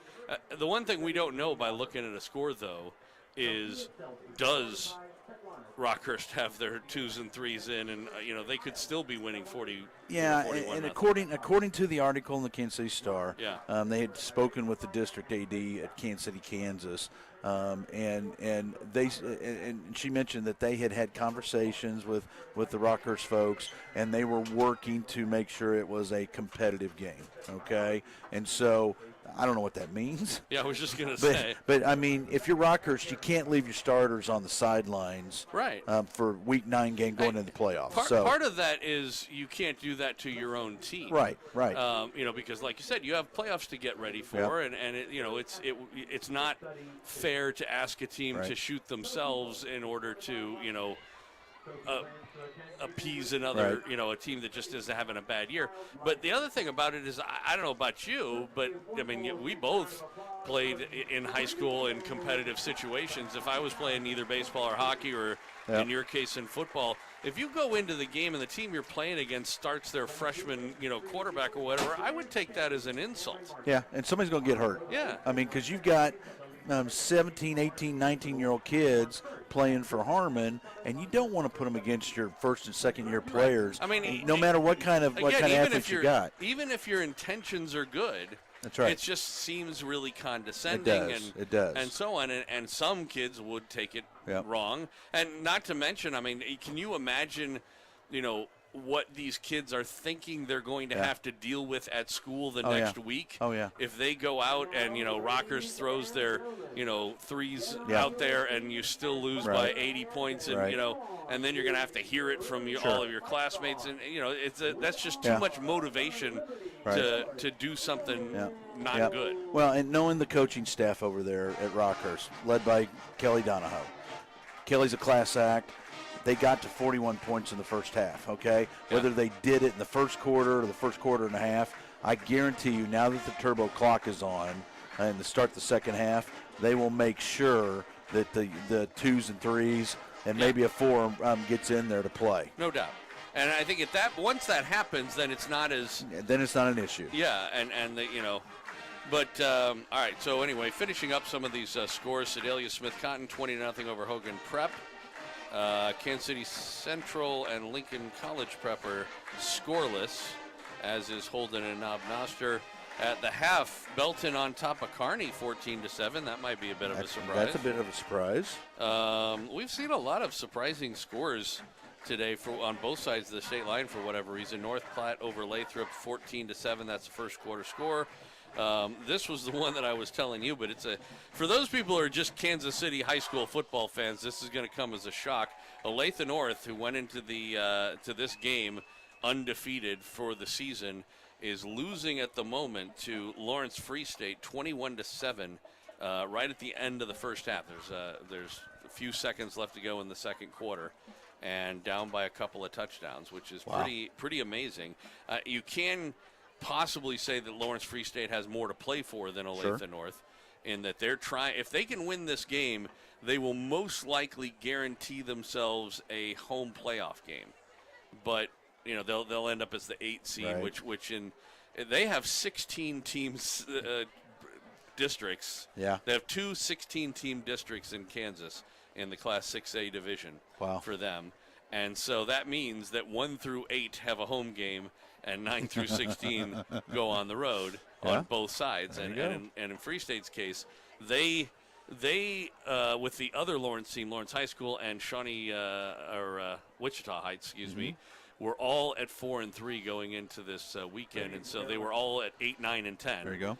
And Free State has the tiebreaker over the Lions from Lawrence, but neither of the teams have played Wichita Heights, which means that in a 3-team, it doesn't matter who does head-to-head, and that actually gives the advantage to the other two teams. Lawrence High and their second criteria is score differential. They don't have the same strength of schedule thing as we do here in Missouri, but on that side, it's just a matter of score differential, and Wichita Heights and Lawrence High actually have the same score differential exactly going into this week. I have a Lawrence score. They're going to be way over their plus 13. They're playing Shawnee Mission West. They haven't won a game this year, and they are not surprising anybody right now. So anyway, let's continue with the scores Shawnee Heights losing to Leavenworth 12-7, but it's Wichita Heights that they got to worry about, so that's a different team. Yeah, but that's for the czar, Chad Rader, to give that Leavenworth score. Lee Summit and Park Hill South, the Tigers leading 21-14 with about 4 minutes to go in the second quarter. Let's see. Boy, Mill Valley destroyed Shawnee Mission East 63-3. Warrensburg on top of Oak Grove, 28-7 with a minute to go in the half. Oak Park and Fort O are tied at 7 late in the second quarter there. Shawnee Mission Northwest, Olathe East tied at 21. Olathe West over Shawnee Mission South 37-0. Lee Summit North and Park Hill, closer than you would have thought, 14-10. The second quarter score there is late in the second quarter. And Blue Springs, one of the biggest surprises today, not just the fact of the direction of the score, is just how many points they've scored. It's halfway through the second quarter, according to this. This says 7:31 to go second quarter. Blue Springs 37, Raymore Peculiar 27. Ouch. How do you score over 60 points in a quarter and a half? Hey, we've seen both those teams on defense, and they don't tackle very well. Yeah, apparently not. Okay, so that's where that comes from. Wow. Raytown on top of Grain Valley 7-0. That's the first quarter score. Ray South Winnetonka knotted up at 6. Excelsior Springs 35-0 over Ruskin at halftime. Olathe Northwest, Shawnee Mission North 14-7 Olathe Northwest. The other Lawrence school was the 42-7 over Shawnee Mission West. That's midway through the second quarter, so that one is not much of a contest as it turns out. Staley, North Kansas City, 14-0 Staley.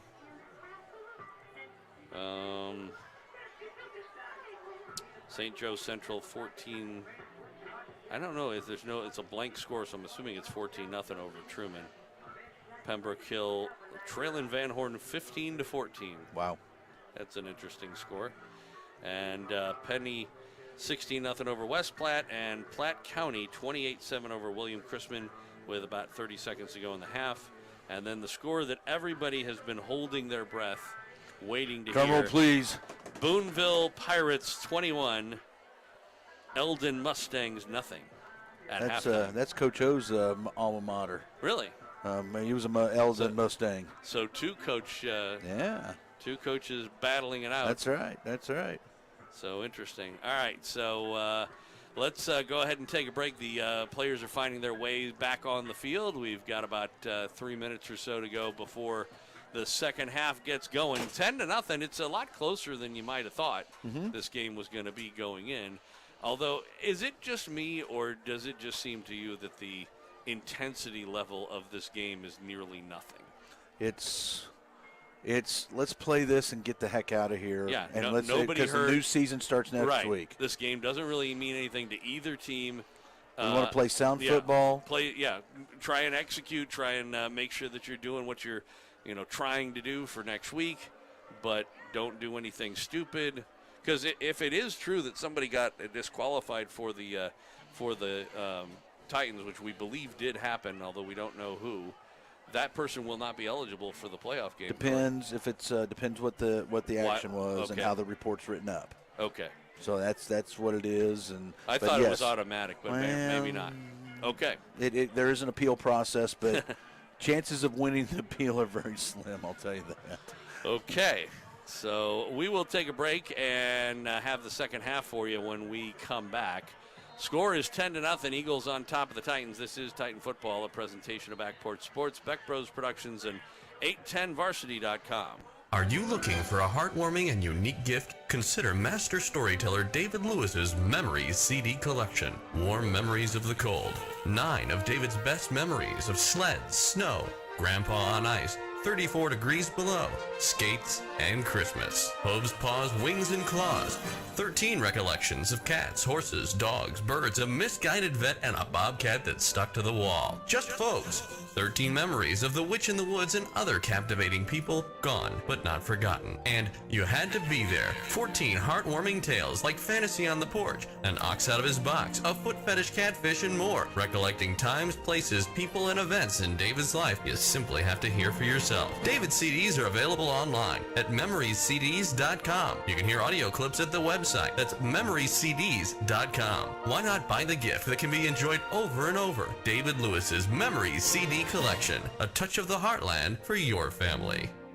New from David Lewis and Leonard Press, Blood Trail. Tired of his life and weary of his sins, Joseph Casey places his fate in the hands of medical researchers. A Nosferatu in the power of mere humans, he asks for only one thing in return: help to find his 14-year-old daughter, a young woman he hasn't seen in over 150 years. Funny, tragic, and hopeful, Blood Trail moves the readers with compelling characters, viable science, and a marvelous plot. Blood Trail by David Lewis at Kansas City area Walden Books now. All right, I got a message for you.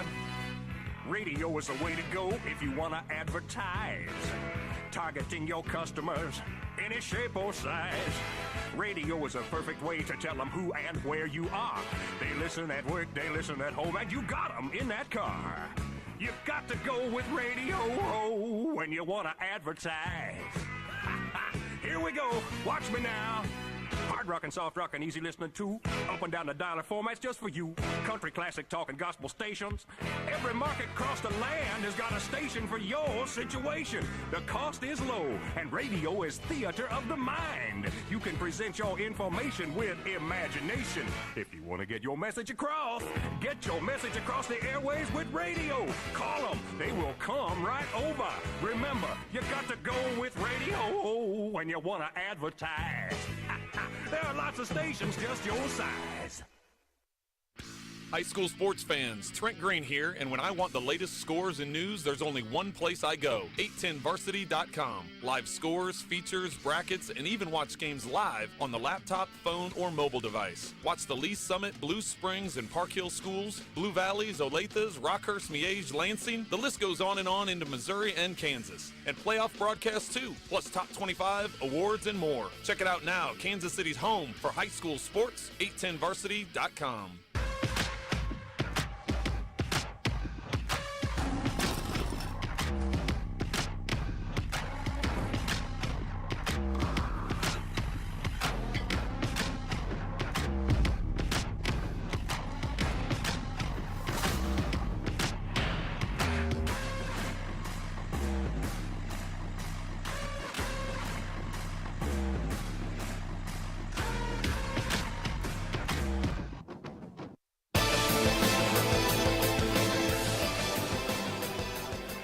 Welcome back out here to Liberty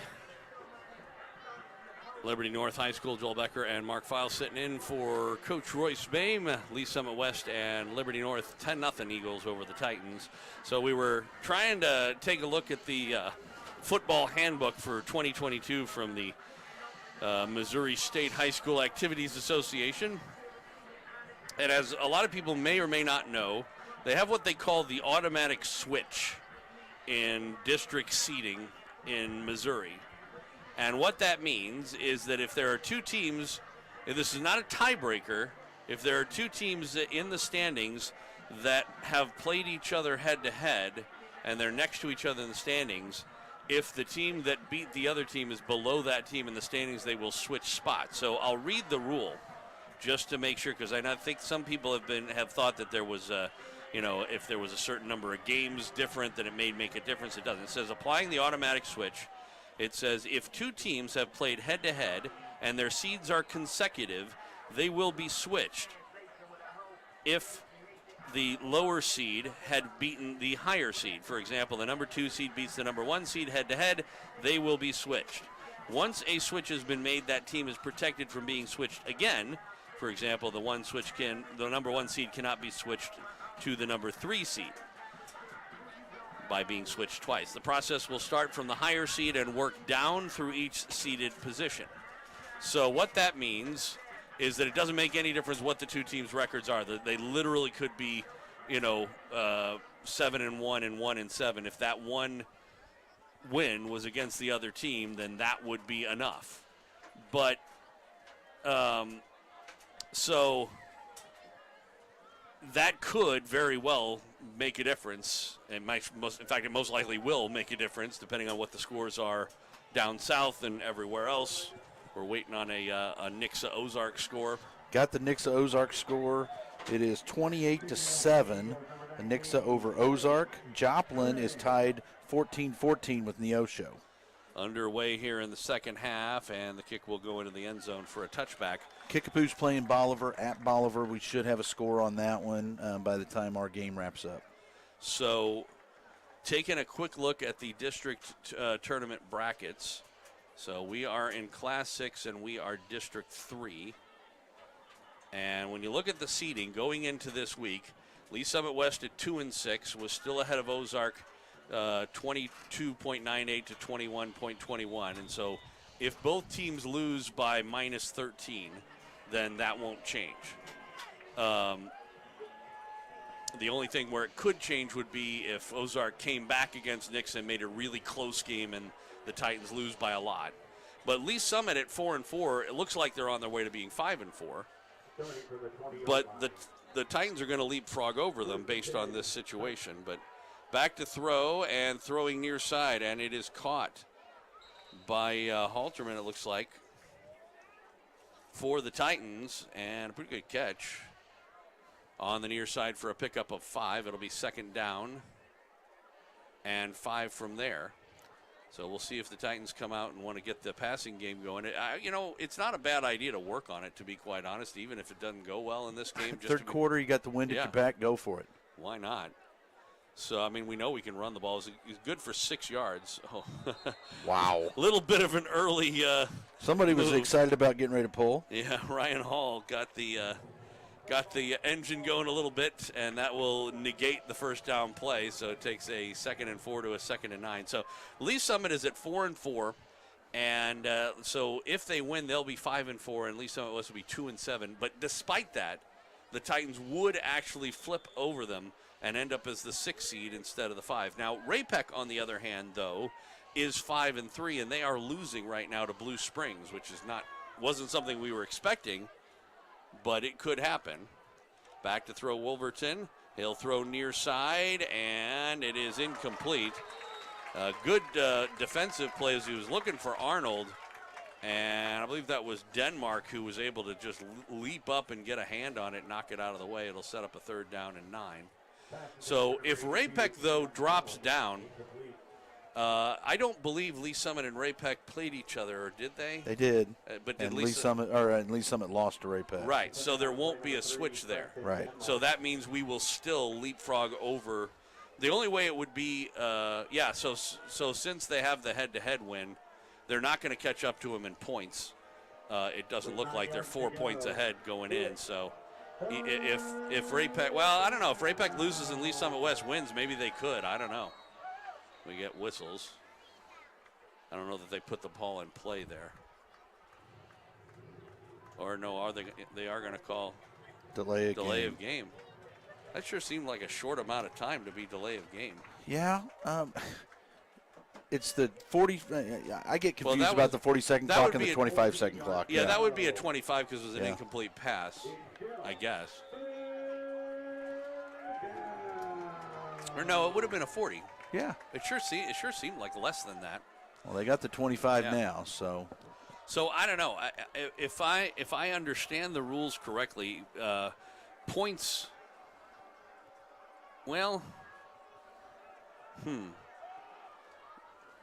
There's a toss on the far side, and it is complete, but going to be short of a first down to Halterman again in the slot on the right side. He got up to the 25, but they're going to be 5 or 6 yards shy of a first down, so it looks like a punting situation after a 3-and-out for the Titans. So if it does turn out that Lee Summit wins and Ray-Pec loses, and then Lee Summit goes ahead of Ray-Pec based on the points, then Ray-Pec would jump back ahead of them due to that switch rule. Right. Almost came to David Mayo there, and it's going to take a Titan bounce. Then it is caught, and that time deciding to run with it was Miller, excuse me. And he got a few yards. Arnold with the stop, and we'll see the Eagles for the first time on offense. So the thing about that, though, is that if Ray-Pec jumps across Lee Summit, that means that we would stay in 7th. That's the one scenario. Yeah, that's the only scenario that could put us in a collision course with Lee Summit North. Shorter drive. Or Nixa. Or Nixa. Although Nixa looks like they're going to win plus 13.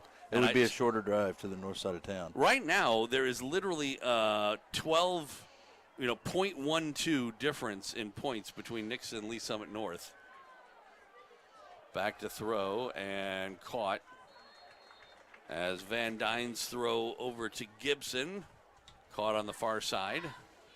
Good for 5 yards or so. It'll be second down and 5. So if Nixa beats Ozark plus 13, and I don't know if Lee Summit North, if they're even going to get to plus 13 in their game, but even if they do, I don't think they can catch Nixa if Nixa's plus 13. All right. So back to throw, throwing caught over the middle, first down. That one caught by Smith, Kalen Smith, up near midfield, and it'll be 1st and 10 for the Eagles. So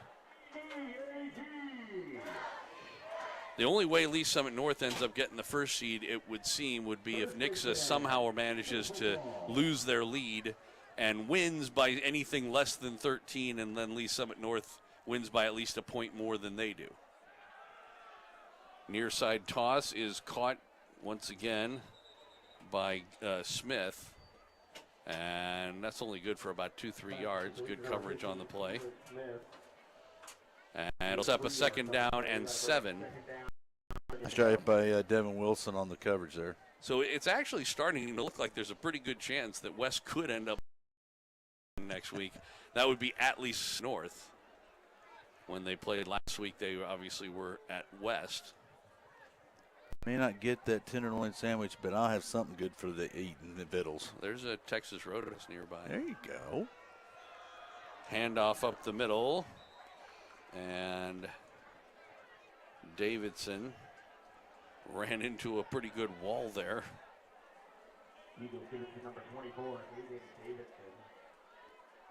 And a pretty good stop on the play for the Titans, but still picked up about 4, so it'll be 3rd and 3. So is that Mayo out there playing linebacker? He's playing linebacker. He's Yeah. played linebacker the whole game. Well, we did lose a player. I don't know if that had anything to do with it. We lost Fitzgerald. So that is okay. For this week, anyway. End around, and boy, there was a illegal block that looks like is not going to be called that sprung this play. Huffman did a good job of making the tackle on Horn, and you can always tell when a player's guilty when he puts his arms up and saying, "I didn't do it." I didn't do it. And he was. I mean, he absolutely was holding him from the back. So that was both an illegal block and a hold, and they didn't call it either way. So it'll be a first down for the Eagles. So I don't know. We'll see what happens. I mean, the games are still underway, and anything can still occur at this point. Titans show blitz, back to throw Van Dyne, and he will just take off himself up the middle, hit and tackled as he gets near the 25. Fosnow with another hit on the play, but not before a pickup of 6, second down and 4. So the other teams, if you're wondering, so we've got Kickapoo and Joplin that are both battling for the number 3 seed, 3 and 4 seed. And as we talked about before, we're expecting both teams to win. And so because of the situation that we had, as Davidson tries the right side and gets nowhere, good tackle that time by Wilson. Devin Wilson coming off the defensive end position. So assuming Joplin is behind Kickapoo by just over a point, and so they would need to beat the team they play by at least 2 points more than Kickapoo beats the team they play, or loses to in the same either way, as long as they don't both do the same thing. Bolivar's a Class 5 team, so that's figured in there too. Oh. And a catch down the near sideline. And saving the touchdown as Gibson made the catch, but Thomason made a good job at least of sticking with the play and keeping him from getting in the end zone after the corner tried to jump the route and missed. So just like on their opening drive in the first quarter, the opening drive here in the third quarter, they are threatening as up the middle Davidson. Not much there. It'll be 2nd and goal from the 5 as he picked up 2 on that play. So the real big surprise right now that's throwing a monkey wrench in anything is the Blue Springs Ray-Pec game. And Ray-Pec could still come back and win that game, obviously. They do have a great offense, but their defense this is probably one of the lesser talented defenses as far as tackling I've seen in a long time watching Ray-Pec football. Van Dyne throws, caught, touchdown. Smith, his 2nd receiving touchdown of the game, as Keelan just caught it about the 1, untouched into the end zone, and with same as last time too, although this time they had an offensive possession, but halfway through the quarter we get a touchdown for the Eagles. They lead it 16-0 with the extra point. How brilliant of a call by the OC on that. Let your left-handed quarterback roll left-handed and to the left-hand side and make a throw where he's got all of his energy going forward. Yeah, well, and he had 3 guys coming at him, but that left way too few people to cover. That's right. Craig for the extra point. Snap back, ball down. Did a good job with that snap, and the kick is good. 5:48 left to go in the 3rd quarter. And the Eagles extend their lead. 17-0 our score. We'll take a break. Come back with the kickoff coming up after this on Titan Football, a presentation of Backport Sports, Beck Bros Productions, and 810varsity.com. 810 Varsity takes you through the football season like never before. Watch games live throughout Kansas and Missouri, and even postseason action at 810varsity.com. Plus live tournament brackets, top 25, Elite 81 All-Metro team, live scoreboard, stories, and more. Check out Kansas City's new home for high school sports coverage. 810varsity.com.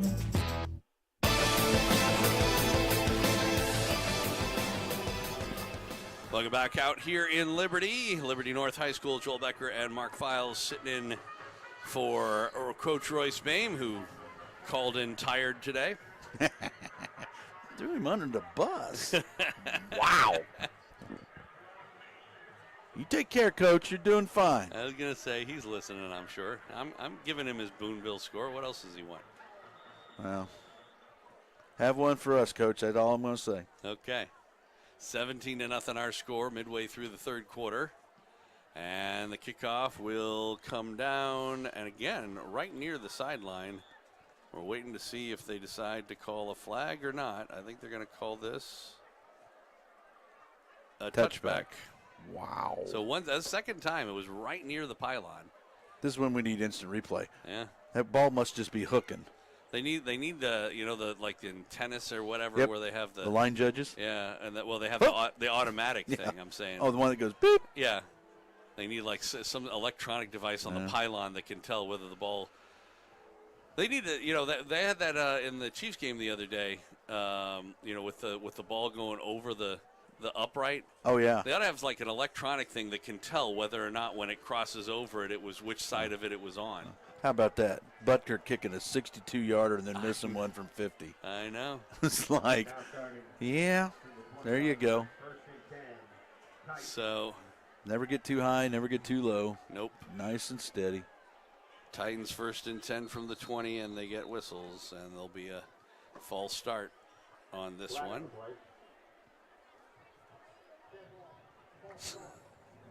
Unbelievable.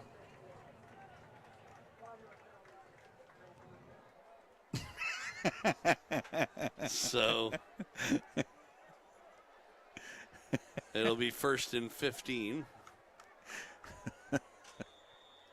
Love you too, Coach. I'm just trying to keep an eye on the scores because driving to Lee Summit North is a lot shorter than going to Kickapoo or Joplin. So you never know. All right, 1st down and 15, back to throw. Wolverton throwing near side and incomplete. There was contact. The receiver went down. That was Arnold, but no flags, and it'll be incomplete. So let's see.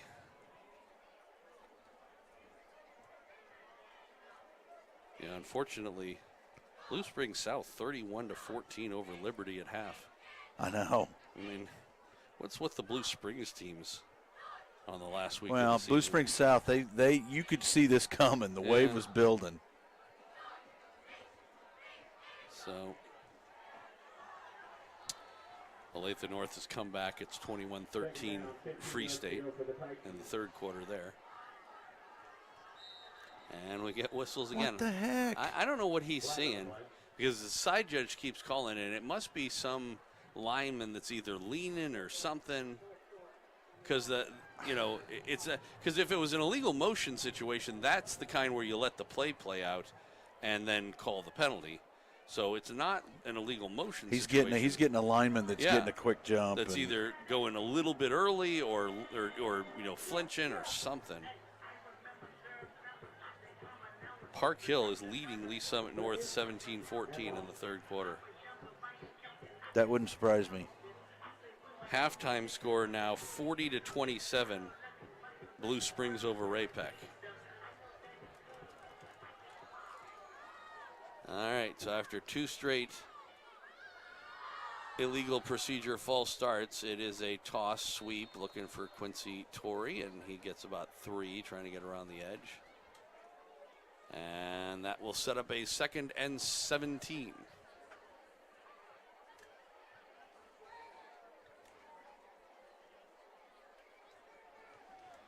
I could try and see if I could figure out if we could actually get a quicker Nixa score and stuff like that. You never know. Yeah, the Ozark Sports Zone, that seems to be where they're hitting it. Well, like I said, I was able to get the Boonville score.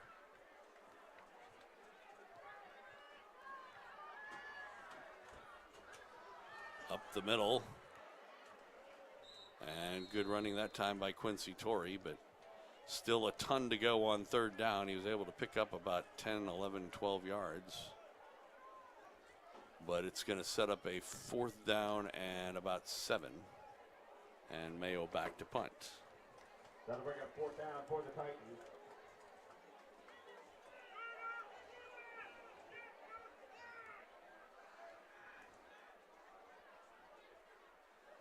Bit of a high snap. They almost came after him again.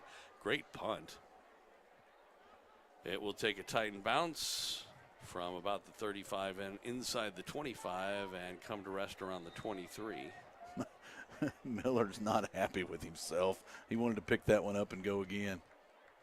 Nixa 35, Ozark 7. Nixa 35, Ozark 7. That is in the third quarter. Wow. So I don't know that we have to worry too much about that. No, we don't have to worry about that. So that means the worst that the because the thing is if Ozark jumped ahead of us, we might have to go to Nixa is the problem. But we've got a almost 2-point lead on Ozark. So if they're minus 13, they obviously can't catch us. Yeah, but we're minus 13 too. Well, so I know, but if it's again, even, it's just, yeah. So they can't catch us. If we're ahead now, we'll still be ahead. Back to throw Van Dyne. He'll send into one down the far sideline. What a catch. Down inside the 45 at about the 42 or so. And first time, well, I think that's Jay Ross's second catch. Yeah. Longest play from scrimmage, I believe, on the day for either team. So they decided to take a little shot downfield. Up 17-0. 1st and 10. Give up the middle. And Davidson able to get ahead to about the 38 of the Titans. Pick up a 5, 2nd and 5 from there. So let's see. The other scores we need are the Kickapoo and Joplin scores, right? That is correct. 2nd down. 5 yards to go. So let's see if we can't find that. The Chiefs. The Chefs. Which could be the team we play. Wow, they're actually in quite a battle. Donnybrook. It is Bolivar on top. And incomplete. Made the catch but couldn't stay in bounds was Ross again. 7-6 Liberators over the Chefs at half. Wow. So, yeah, if Kickapoo can't win that game, then Joplin will jump ahead into the third seed, assuming they win. 7-6 obviously is only -1 right now, and it's only a halftime score, so anything can happen, but that's where it stands right now. So, seems like everything we thought going into this week, we can't be sure on any of it. Dude, it's high school football. You're dealing with 15 to 19-year-olds. 3rd down and 5. Van Dyne throwing near side, incomplete. Once again, trying to jump the route. Jackson Torrey's played a hell of a game. Yes, he has. All the way around. And it was intended there on that near side throw to Strawn. And Torrey came up, tried to jump the route, but although he wasn't able to make the pick, he was able to break up the play. That'll bring up 4th down and 5 yards for the Eagles. Yeah, Jackson's one of those kids you want to make sure that we got the stats right, so when it comes conference honor time, he gets his just due, because he has played a heck of a season on defense and offense for that matter. Punting situation on 4th and 5, and they fake it, and they're going to get a 1st down and more. Inside the 25 down to about the 21. I mean, it's a good play, but to be quite honest, what do you need to do that for? Put it on camera. Yeah. Put it on film. Yeah, so that their opponent will see it. Yeah, that's what your opponent will see. I mean, that's what it's all about. So apparently, the Kickapoo and Joplin folks don't think their coaches have enough gray hair or too much hair in general. Because guess what? What's that? Halftime score, Neosho and Joplin, with the Wildcats on top of the Eagles, meaning Neosho on top of Joplin, 28-27. So another 1-point halftime lead. So who knows what'll happen as we get a timeout called here. Okay, we had the same scenario happen to Liberty North. They reset the game clock, got to the ball, and they had to call a timeout because they were going to end up having to delay a game. They didn't have to. They could have taken the 5-yard penalty. They could have. But so how about that? So you got Kickapoo and Joplin both at 6-2, both playing teams that you would think are inferior teams, and both losing by 1 point at halftime in a game that they know they have to win in order to maintain their seed. Although maybe, I don't know how much they've looked into it. Maybe they'd rather play. Maybe you don't want to be a 2-3 and have to play Lee Summit North. Right. Well, you'd rather finish 4th and play Nixa in the second round, assuming that you can win that. I don't know. That's overthinking it. You win your ball games. That's what they're going to try and do. Davidson on the carry, and Fosno spins him around and knocks him down eventually. Inside the 20 down to about the 17. It'll be a pickup of 5 or 4. 5. 2nd down and 5 from there. Clock is running with just over 2 minutes left to go, 3rd quarter. Eagles on top 17-0. It's one of those days that even though it's a 17-0 game, we're spending our time just speculating on next week, since this one really doesn't mean much of anything. The funny thing, again, like we said, is that depending on what happens, there's a really strong possibility that a 2-7 team will be seated ahead of a 5-4 team, which should, at least if nothing else, serve to show Misha how stupid their system is. I'm sorry, did I say that out loud? I think I'm allowed to. Yeah, I think. Well, like I said, we've talked about this. We agree with it. We've talked about this for years. I don't have a problem with it at all if it were a tiebreaker. Well, this rule's been in place for a long time. For about 5 years or so, ever since they went to the 8-team, everybody makes the playoff district format. That'll be a 1st and goal on the right tackle run by Davidson again. Or 2nd and goal, I should say. So, but like I said, it's just, there's no way you could possibly argue that a team that finishes the season 2-7 deserves to be seated ahead of a team that is going to be, 5-4. Davidson down near the goal line, but didn't quite get in. So that'll be 3rd and goal from the 1. No, I mean, again, although I will say that in this particular case, now this would have been the same thing if it was a 38-37 win by the Titans over the Tigers. Right. But it was a 38-0 shellacking. It wasn't. I mean, so you could make the argument in this particular case as they go over and into the end zone, touchdown.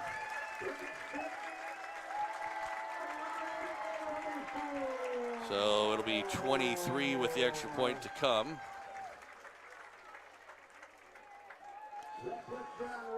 Yeah. So it was Van Dyne on the carry himself. It was a nice drive by Liberty North. Yeah. I'm impressed with Davidson. I mean, they have had a string of quality running backs up here since they opened this building. I mean, the Titans have done a good job adjusting to him and slowing him down after the first couple of series, but he's still running hard every time. Craig with the extra point to make it 24, and the kick is up and good. So 18 seconds left to go in the quarter. 24-0 our score, for whatever that's worth. The score down in Joplin now has flipped as the Eagles in the third quarter, take their opening drive and drive down for a touchdown. They lead at 35-28. Over the Wildcats of Neosho. So for the moment, right now, as things stand, Joplin would jump ahead of Kickapoo, and they would be our first-round competition. But you never know, and maybe not. It still could be Lee Summit North if Ray-Pec still ends up losing. So we'll see what happens. All right, we'll take a quick break. Come back for the kickoff after this on Titan Football. Presentation of Backport Sports, Beck Bros Productions, and 810varsity.com. High school sports fans, check this out. 810varsity.com now brings live video game casts for more than 25 KC Metro schools all season long. Now you can watch and listen to the games live on your computer, iPad, or phone. Park Hill South, Miege, Aquinas, the Olathe and Blue Valley schools, and the list goes on and on. Plus, live scores, playoff brackets, rankings, and more. Get all the games live at 810varsity.com.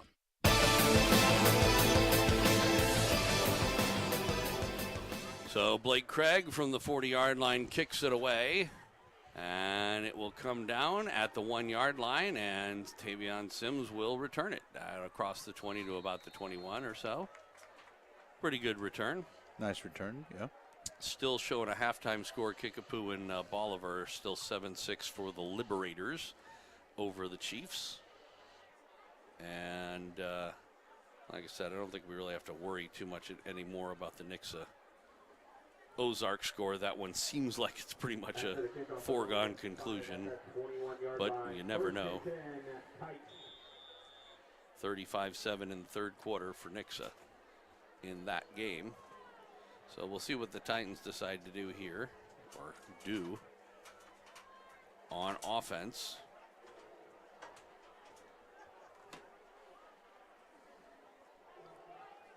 So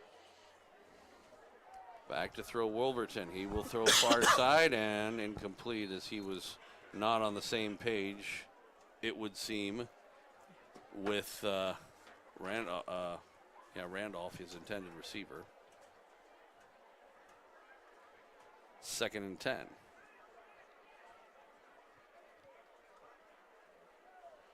Hey, just thinking, do we have our own version of Neil Corso, with the coach, I don't know. Working from home, Maybe we need to invite him to be part of the pregame show if we're going to do that, You mean Corso?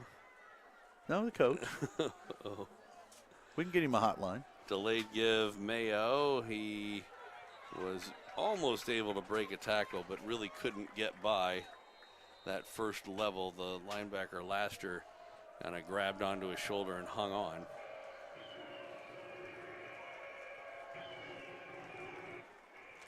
So the only other game that we really need to keep a strong eye on, I imagine, is this Blue Springs Ray-Pec game, and it's still halftime 40-27 Blue Springs over Ray-Pec. I guess we should also keep an eye on the Lee Summit score, although that one seemed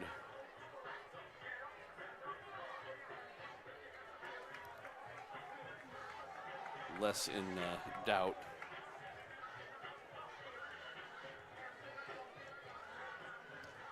So that's going to do it for the third quarter of play.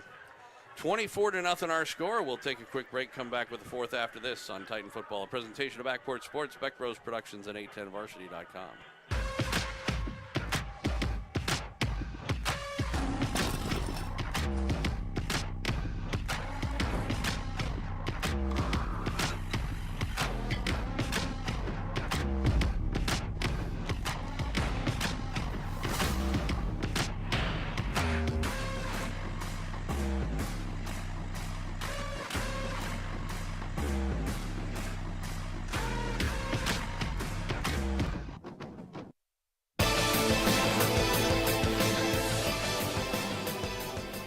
Welcome back to Liberty North High School, Spencer Financial Field.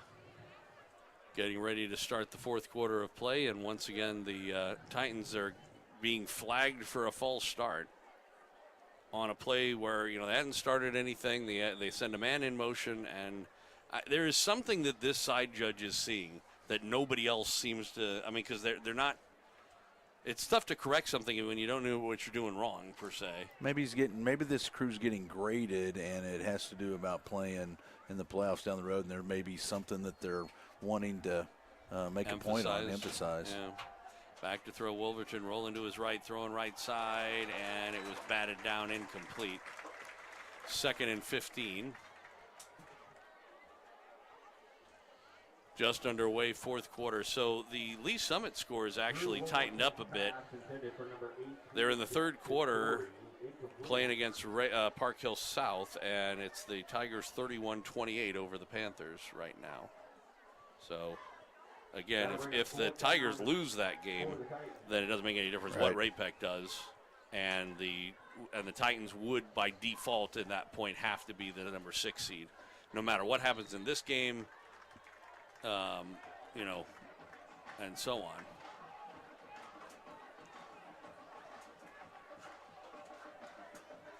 So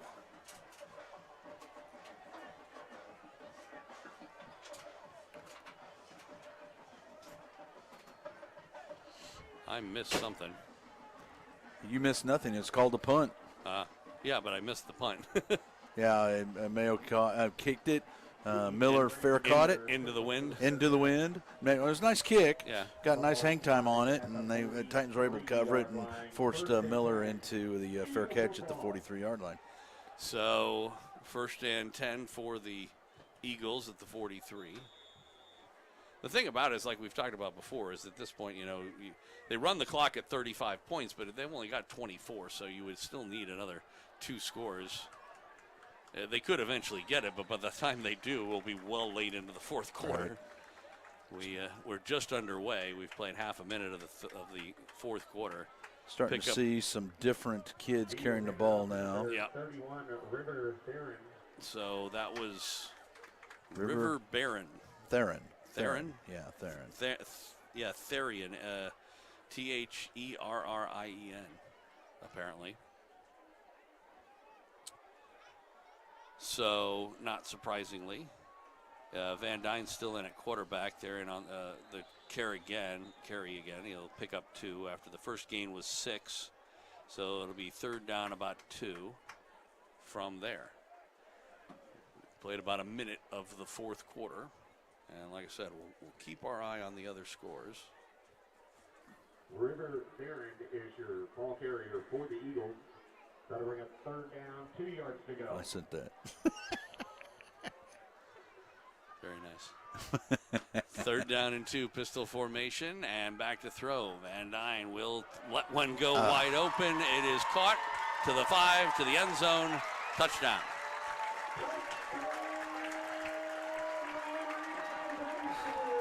Jaden Strawn, I do believe, on the catch. Yes, sir.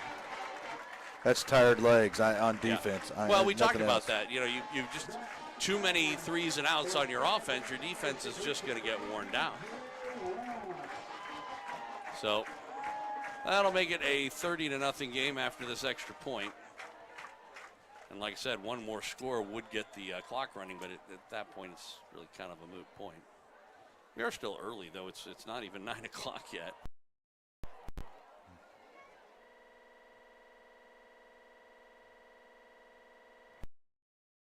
Snap back, and they make a bad snap, and the kicker just falls on it.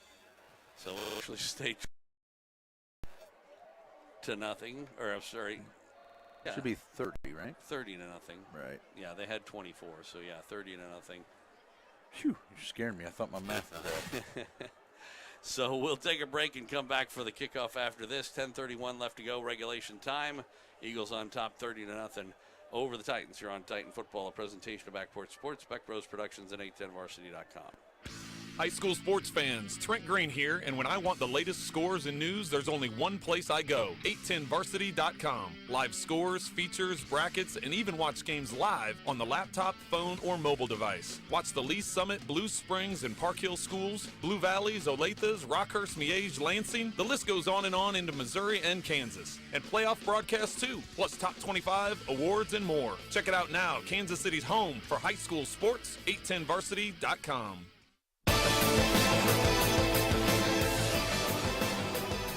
Welcome back out to Liberty. Joel Becker and Mark Files sitting in for Coach Royce Boehm. If you were the Eagles, would you do the same onside kick as the Titans have done a few times? Try and just get that little tap for 10 yards right here? Why not? Put it on film. They kick it deep, and it will go into the end zone for a touchback. Don't have any updates so far on any of the games that we are trying to keep an eye on, other than the Nixa game has moved into the fourth quarter. It's 37-7 over Ozark.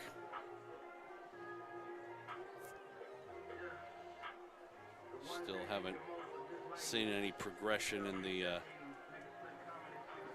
okay, I'm going to pay attention this time and watch and see what goes on this line of scrimmage. Yeah, see if we can tell. 41-28 now, Joplin over Neosho, so they look like they're taking over that game. No flag. Not much on the gain, though, so it'll be second down and 10. Who's that on the carry? Could you tell? No, I wasn't watching. Trying to get updates. It might have been Mayo. Mayo, that's what I was thinking. Based on where the ball is, I'd say that's a pretty good shot. Clock running under 10 minutes left to go in regulation time. Like I said, I understand why they're doing it. I still think it looks weird with that huddle or weirdo looking thing. Wolverton, play action, roll into the right side, throw in right side, and it should have been intercepted. Did they give him the catch? Nope. No. I'm not sure if he caught it or not, but they're pleading their case over on the sideline. That was Eric Henkel, who has had a good day in the secondary, and he had the best chance of catching it out of anybody. Yes, he did. But unfortunately for him, Wolverton led him just a little too far, and he couldn't keep his feet in bounds. Or at least that's what the officials ruled. So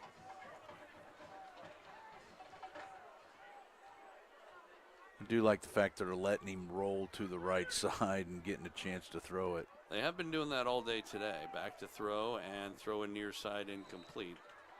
He may be going that direction, but he hasn't really been on target much of the day. That was intended for Randolph. And it'll be 4th down and 10, and Mayo back out again.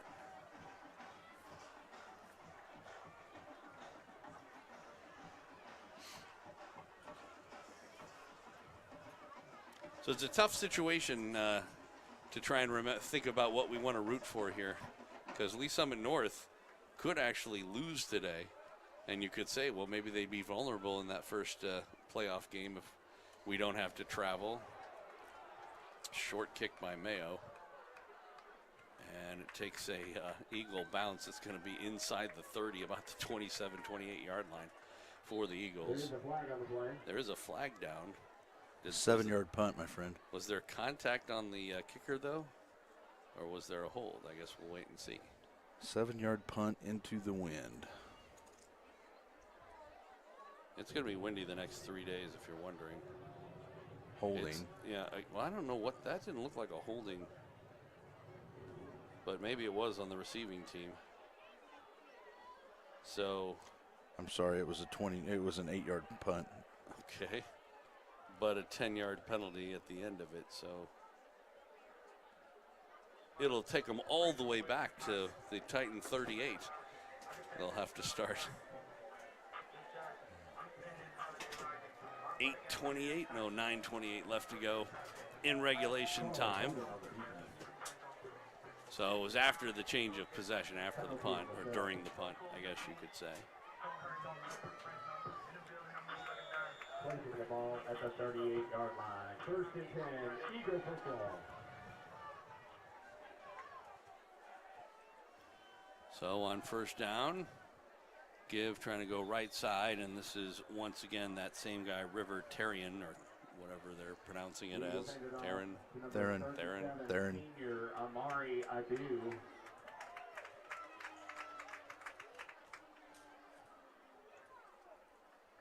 Yeah, they're getting more players in. Amari Adu has come in as the running back for this play.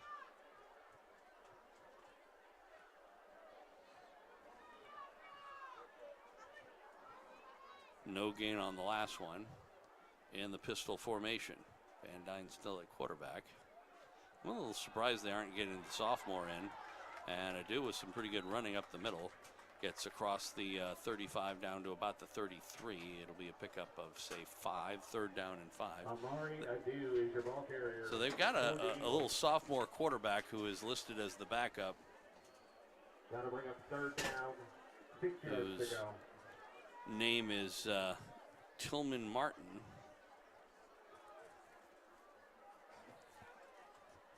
I mean, would you be taking chances with Van Dyne? Although it's not really looking like they're coming after him or anything like that. I'd leave him in there for a little while longer. I mean, to let him hand the ball off. Yeah. I'd say this would be the last drive. Well, if they score on this one, the clock will be running. We're under 8 minutes as it stands right now. I don't know, 52-yard field goal. He already kicked a 40-something yarder, didn't he? They are bringing him out. Yeah, give him a shot, man. Here, run your fake field goal. Could be. Didn't do a fake, man. We did a fake punt, do the fake field goal, you know. Of course, they also could be punting. I mean, he is a kicker. But no, it looks like they're going to set him up for a 50-yard field goal with the wind at his back from inside the right hash mark. Snap back, ball down. The kick is up. It is high, and it is good. I'll clap for that one. Why not? 7:16 left to go. Regulation time. The only thing about that is it doesn't get him to the 35-point threshold because of the missed extra point. Even if he had that, though, it would only have still been 34. So 33-0 is our score. We'll take a break, come back with a kickoff after this on Titan Football. A presentation of Backport Sports, Beck Bros Productions, and 810varsity.com.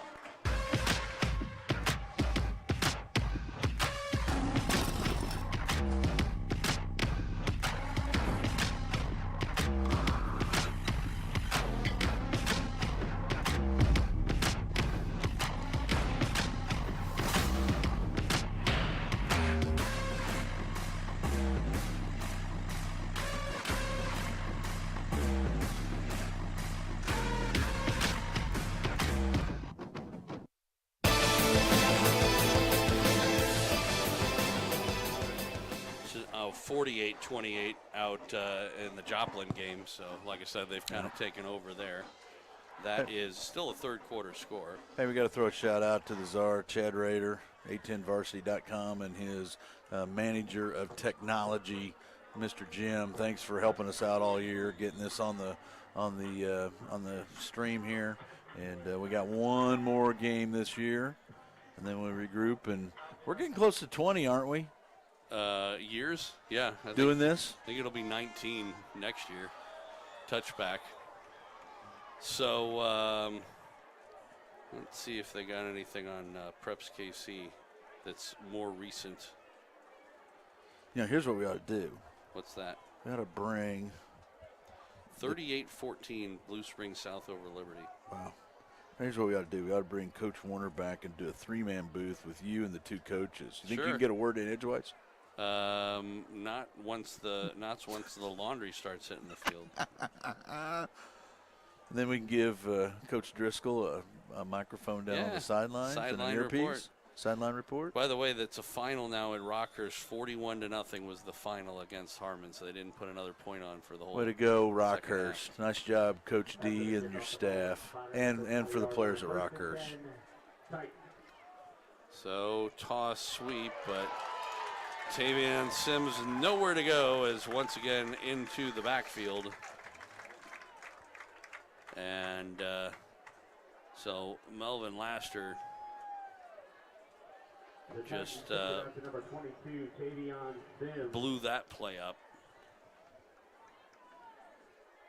And I hate to be critical, but golly, Ned. It's so predictable on our offense what we're calling. I know we can only run certain plays, but man, oh man. Second down and long. It's a give to Mayo off left tackle. Pickup of a couple and a flag at the end of this play in the area of unsportsmanlike conduct or a late hit. I imagine this is going to be a personal foul, but I'm not sure against who. Give you 2 guesses.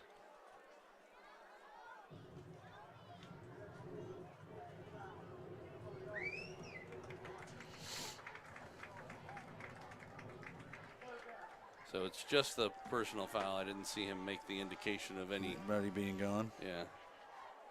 Lawrence Free State is still leading Olathe North 28-19 now the score in the 4th quarter there, about 10 minutes to go.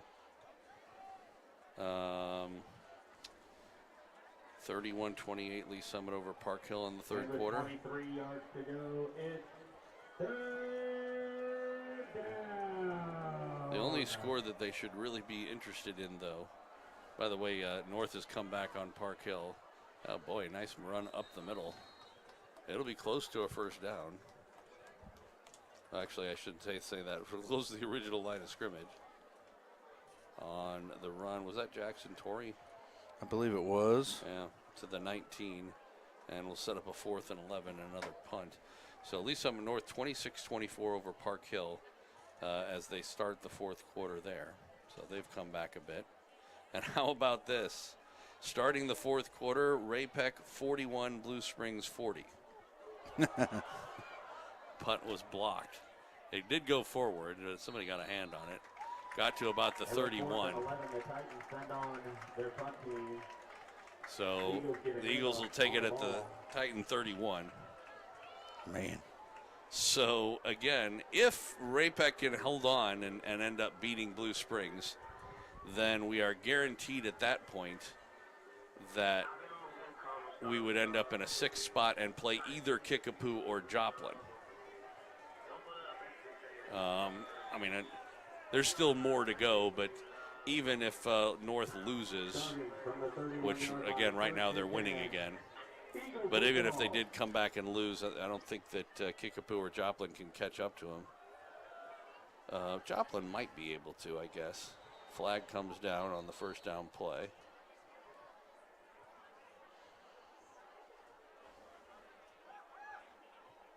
We'll get an indication. It was a gain of a couple and a holding call against the Eagles. 13, Mac Van Dyne. There's another Van Dyne coming. Yeah, he's a sophomore, I believe. So let's see. If Joplin wins, they'll be 7-3. So I guess Kickapoo and Joplin both played like out-of-state games, didn't they? I think Joplin did. I think they played somebody in Oklahoma, if I remember right. Yeah. So I don't know how that counts in terms of, if they're 7-3 and Lee Summit North is 11-2, it's all about points, isn't it? It is. Yeah. So run off a right tackle, pretty good running room, but it was a 1st and 20, so a pickup of 8 will still make it a 2nd and 12. And That's that same kid who came in, the senior. 37. Yeah, Amari Adu. Or Adu. So we're under 5 minutes left to go in this one. So 39-21. Joplin looks like they're going to get a plus 13. Leaf Summit North is winning, but they're not winning by much. Game's not over yet. And it's Adu again on the carry. Gets inside the 30. Eagles handed off to number 37, Amari Adu. So down to about the 27. It'll set up a third down and let's say 6 from there. Clock running with just about 4 minutes left to go. 6 yards to go. So when all is said and done, we're not going to know till Sunday anyway. Right. That always is the way it is, Yeah. because whatever we think we know, half the time we end up being wrong because there's some obscure thing that happens that we're not expecting. I mean, we've done this just enough years to not trust anything from Misha. Still think they need to go back to the 1980s, the old Dunkel rule. They did finally bring in the other quarterback, by the way. I never did mention that. But this is the sophomore kid, Tillman Martin, and he carries it himself. 6'3", 175. Pretty big. Dude needs to get a little meat on those bones, does he not? A little bit, but we're going to looks like a third field goal attempt here for Craig, who has already had a. This will be. Maybe I can pull a Vance situation here. This is a chip shot for him, because remember that's when when Butker missed it. 40-yard field goal after he's already hit a 50-yarder from the left hash mark. Snap back. It was a bad snap, but he did get it down. The kick is up. Plenty of leg, and he's good. So outdoes Harrison. Nails. On the chip shot. So that will take us beyond the threshold at 36-0. We will get a chance to take a break here before we get to that. 36-0 our score. Back after this on Titan Football, a presentation of Backboard Sports, Beck Bros Productions at 810varsity.com. 810 Varsity takes you through the football season like never before. Watch games live throughout Kansas and Missouri, and even postseason action at 810varsity.com. Plus live tournament brackets, top 25, Elite 81 All-Metro team, live scoreboard, stories, and more. Check out Kansas City's new home for high school sports coverage, 810varsity.com.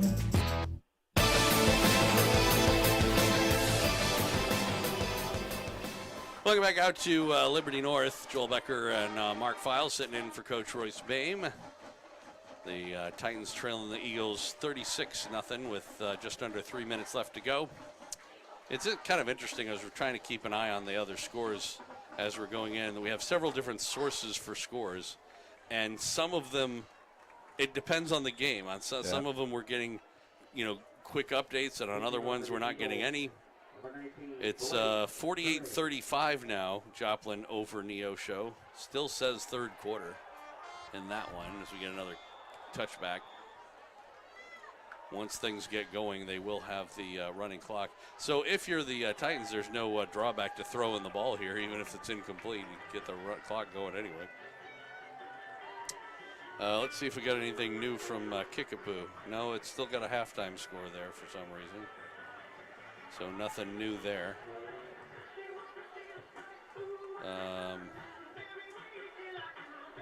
The Nixa scores in the fourth quarter now, 37-7 over Ozark.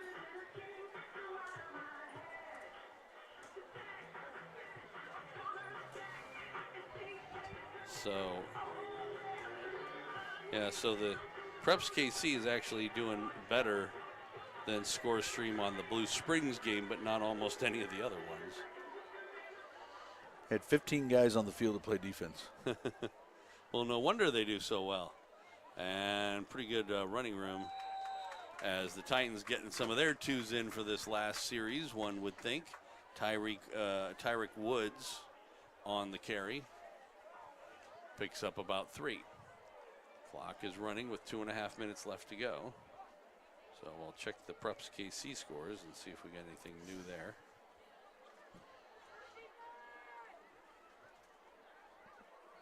This is important stuff. We want to know how far we're going to have to drive next week. That's right, man.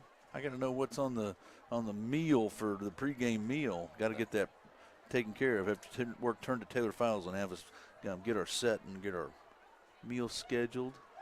Left tackle run that time. Pickup of a couple to the 25. It'll be third down. So let's see. 3 minutes left to go at Olathe North, and Free State still has a 28-19 lead. So it's, you never know. Still fourth quarter 34-31 Park Hill South over Lee Summit now. 34-31. Yeah, with 9.5 minutes to go. And just looking for the Blue Springs score. Lee Summit North is trailing Park Hill now as they try and get around the edge. Can't do it. 31-26, Park Hill over Lee Summit North. And again, this may actually make a difference. Lee Summit North is losing still. Yeah, they're losing to Park Hill. Well, they were winning, and then they're trading. They're still, I mean, that's just beginning the fourth quarter, so 11-10 left to go. So still plenty of time there. But that actually could, again, it is conceivably possible that a Lee Summit North loss and a Joplin win could leapfrog Joplin from fourth to second. Wow. If they win by enough and Lee Summit North loses. Wow. I mean, Joplin right now is 5 points behind them. But, again, you're going to be negative if you lose. And if Joplin wins, which right now they're winning by 7. We're getting a timeout, yeah. For some reason, with 31 seconds left to go. Timeout. Somebody doesn't have anywhere to go. So it is now. It's a coaching point, man. Come on now. 8 minutes left to go. 7:59. And this is at Blue Springs, by the way, if you were wondering. All right. Raymore Peculiar 47, Blue Springs 47.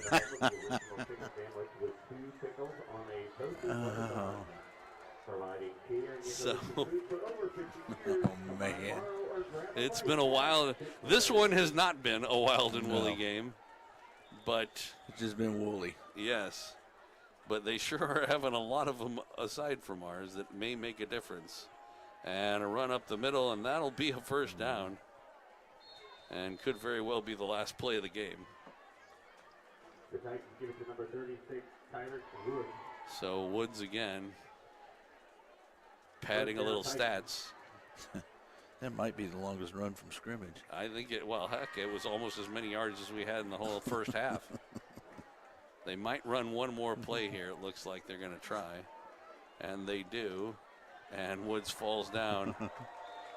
So he hurts his stats. I guess I should mention, just so that you do know, we did get a chance to see Nicholas Newbold there at quarterback for that last drive, the sophomore. So that will do it. 36-0 the final score here. Like I said, this was a meaningless game. There was really nothing. I mean, technically. Fireworks, my man. Yeah. I'll take you and get fireworks, get some entertainment now. Come on. Okay. Like I said, I mean, the only thing that West could have accomplished in this game is the guarantee that they wouldn't fall into 8th place. If they had won, they could have made sure that Ozark couldn't caught up with them. But the truth of the matter is this game wasn't going to mean anything. And, you know, both Lee Summit, both Liberty North and Nixa seem to be taking care of business. And so that part of it isn't going to change. Right. The only question we have now is what's going to happen in the Lee Summit, Ray-Peck, Kickapoo, Joplin, and Lee Summit North games all ahead of us, any one of which could change the scenario. Look at that. We had fireworks. We've got our interns trained so well with the camera, they never took it off the field. Nice job, Jacob. We appreciate you, buddy. You did a great job, senior. We'll have him maybe for next week. We'll Cool. see. We'll see if we can convince him. He's a swimmer too, so we got to Well- check the schedule on that. But we'll have somebody there running the camera, I promise. Oh, I thought you were saying we might have to swim down to Kickapoo or something. No. Joplin. No. All right, let's take a quick break and come back with post-game 36-0, our final score here on Titan Football, a presentation of Backport Sports, Beck Bros Productions, and 810varsity.com. High school sports fans, check this out. 810varsity.com now brings live video game casts for more than 25 KC Metro schools all season long. Now you can watch and listen to the games live on your computer, iPad, or phone. Park Hill South, Miege, Aquinas, the Olathe and Blue Valley schools, and the list goes on and on.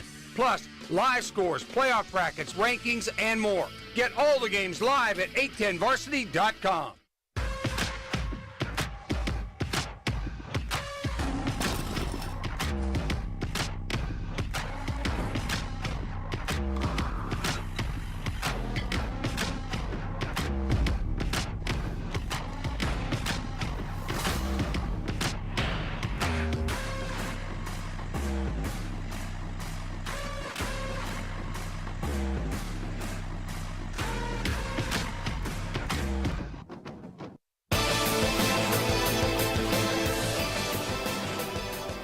Welcome back to Liberty, Missouri. Liberty North High School, Joel Becker and Mark Feil sitting in for Coach Royce Boehm as we finish off the regular season. The Titans dropping a squeaker to the Liberty North Eagles, 36-0, the final score here. Has been kind of a sink or swim year for the Titans, hasn't it? I mean, we've had 2 wins, and those 2 wins were 28-0 and 38-0. And with the exception probably of the Blue Springs South game, every loss has not been in question going into the end of the game. Right. Well, and Park Hill South. I mean, they had Park Hill South on. They were in there neck and neck, and then That it just doesn't kind count. of I wasn't there. Yeah, that's right. That's right. That's right. None of us were there. That's right. So, let's talk about stats. Yep. We'll talk about the home team, Lee Summit West, our home team. Not the night they were looking for. 86 yards total offense. They ran 37 plays. The yards per play, 2.3 yards.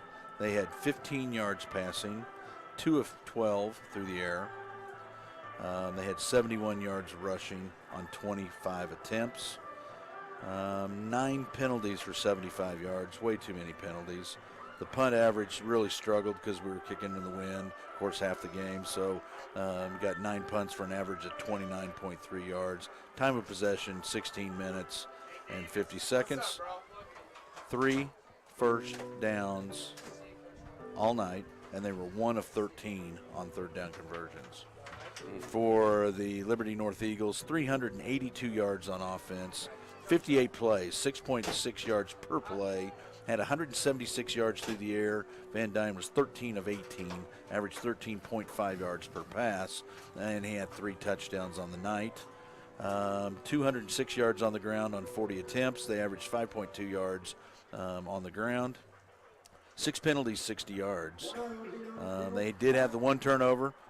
Bright spot on the score sheet, on the box score. No turnovers for the Titans. We won the turnover battle. We won the turnover battle. Got to find something positive.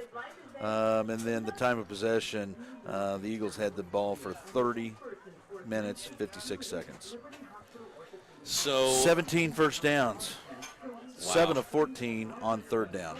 1 of 2 on fourth down. Do we still have a number of players? Did anybody on I would imagine this is true, that at least 1 or 2 players on the Eagles outgained the entire Titan team. Van Dyne through the air, 176 yards. Well, Hayden Davis, 102 yards on the ground. Yep.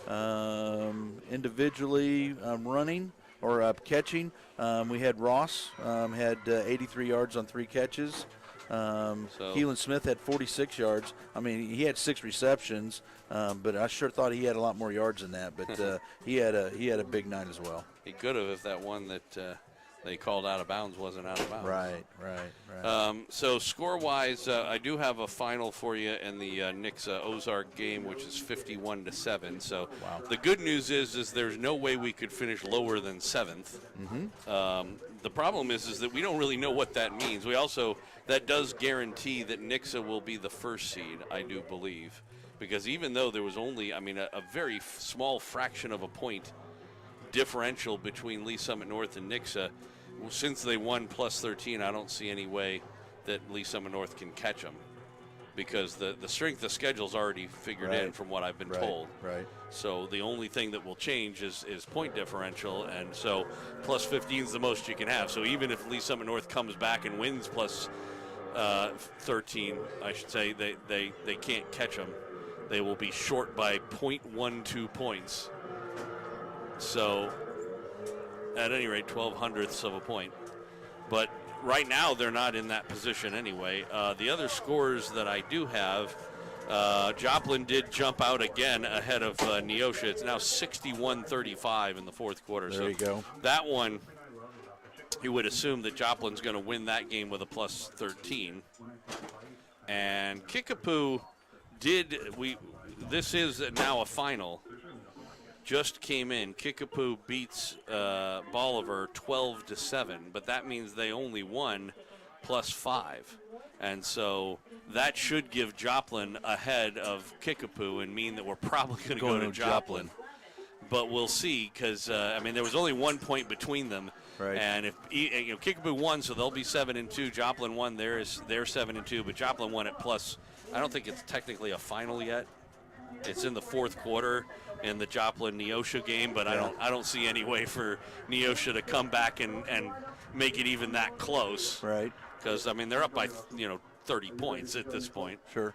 Now, the other thing that we got to check is the head-to-head between Joplin and Kickapoo. Yeah, I don't think they played each other, but I may be wrong. We can look. Let me jump out here on Sports Zone, see if I can find it.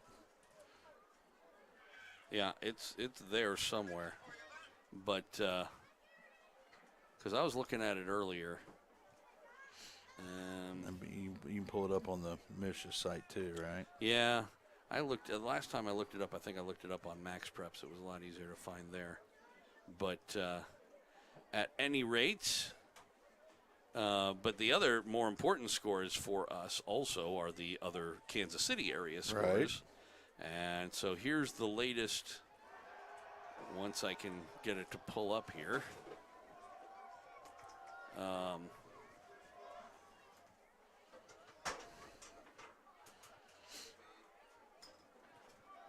Waiting for my phone to bring up the scores in the meantime. There we go. So Blue Springs, South Liberty, South still winning 38-14. That's inconsequential to us, though. The scores we need to look at are the Ray-Pec and Lee Summit scores. And the last time I looked, the Ray-Pec was tied and Lee Summit was losing.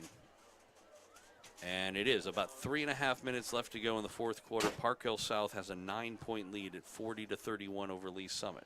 So if Lee Summit loses, then it makes no difference what Ray-Pec does, and we will go to Joplin, it looks like. And Joplin did not play Kickapoo. You're exactly right. Yeah, I thought so, because I looked it up a while back. And so that means there won't be any switches between the two teams. And that also means that, from a seeding standpoint, I again, can't be sure, because every time we think we're sure about something with Misha, some weird thing comes out that we aren't expecting. But from what we understand, Joplin should jump ahead of Kickapoo by virtue of both of them winning, but Joplin winning by a lot more than Kickapoo did. And those, like I said, the Joplin game's technically not a final yet. So this Ray-Pec game, which is a wild and woolly one, or has been. Lee Summit North, by the way, is still losing to Park Hill South, and that is also important. I got an update on the North score. They're up 34-31. Okay, it was 26-31. That's got to be less than a minute to go. Right. So I don't know if you can pull it up live on 810 Varsity. That's got to be very close to a final. Yep, it is. Let me see if I can get her to pop up here. Because it's important, because otherwise, if Lee Summit North lost, there was a possibility that Joplin could jump ahead of them. But if they win, there is no possibility that that will happen. And if Lee Summit loses, which it's looking like they will, then we could also have a moot point as to what happens in the Blue Springs. There is about a minute and a half left to go in the game. Okay. That game is at North. Staley beats North Kansas City, or beating them 37-0, by the way. Just as some other scores for you.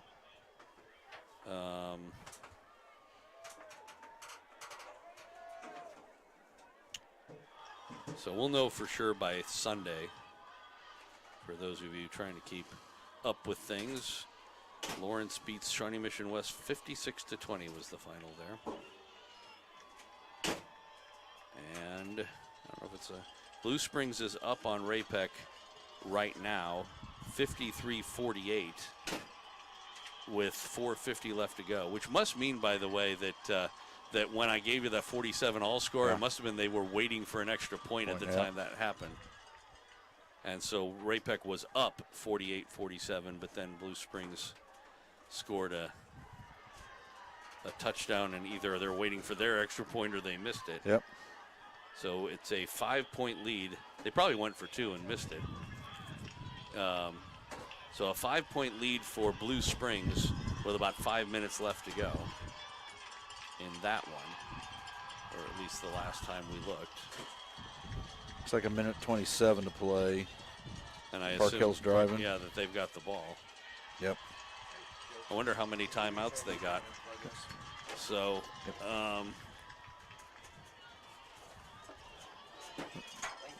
got it? Yep.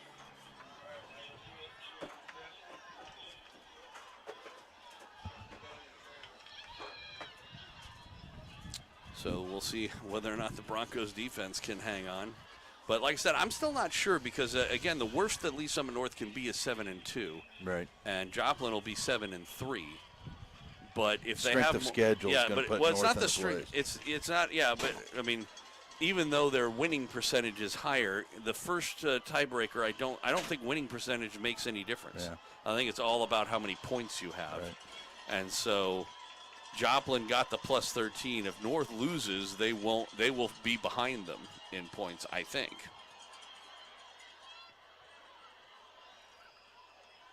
Now, if they win,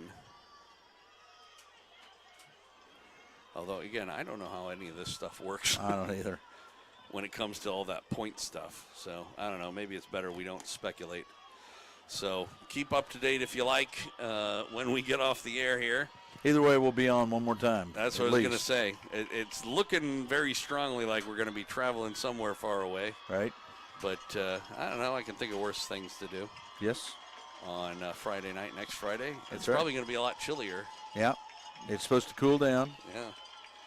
All right, so our final tonight, 36-0, Liberty North over Lee Summit West. Appreciate you joining us. Tune in next week when the Titans open up the playoffs against TBA. That's right. And you'll find that out sometime over the weekend. Appreciate you tuning in for us. For Mark Files, Joel Becker here on Titan Football, a presentation of Backport Sports, Beck Bros Productions, and 810varsity.com.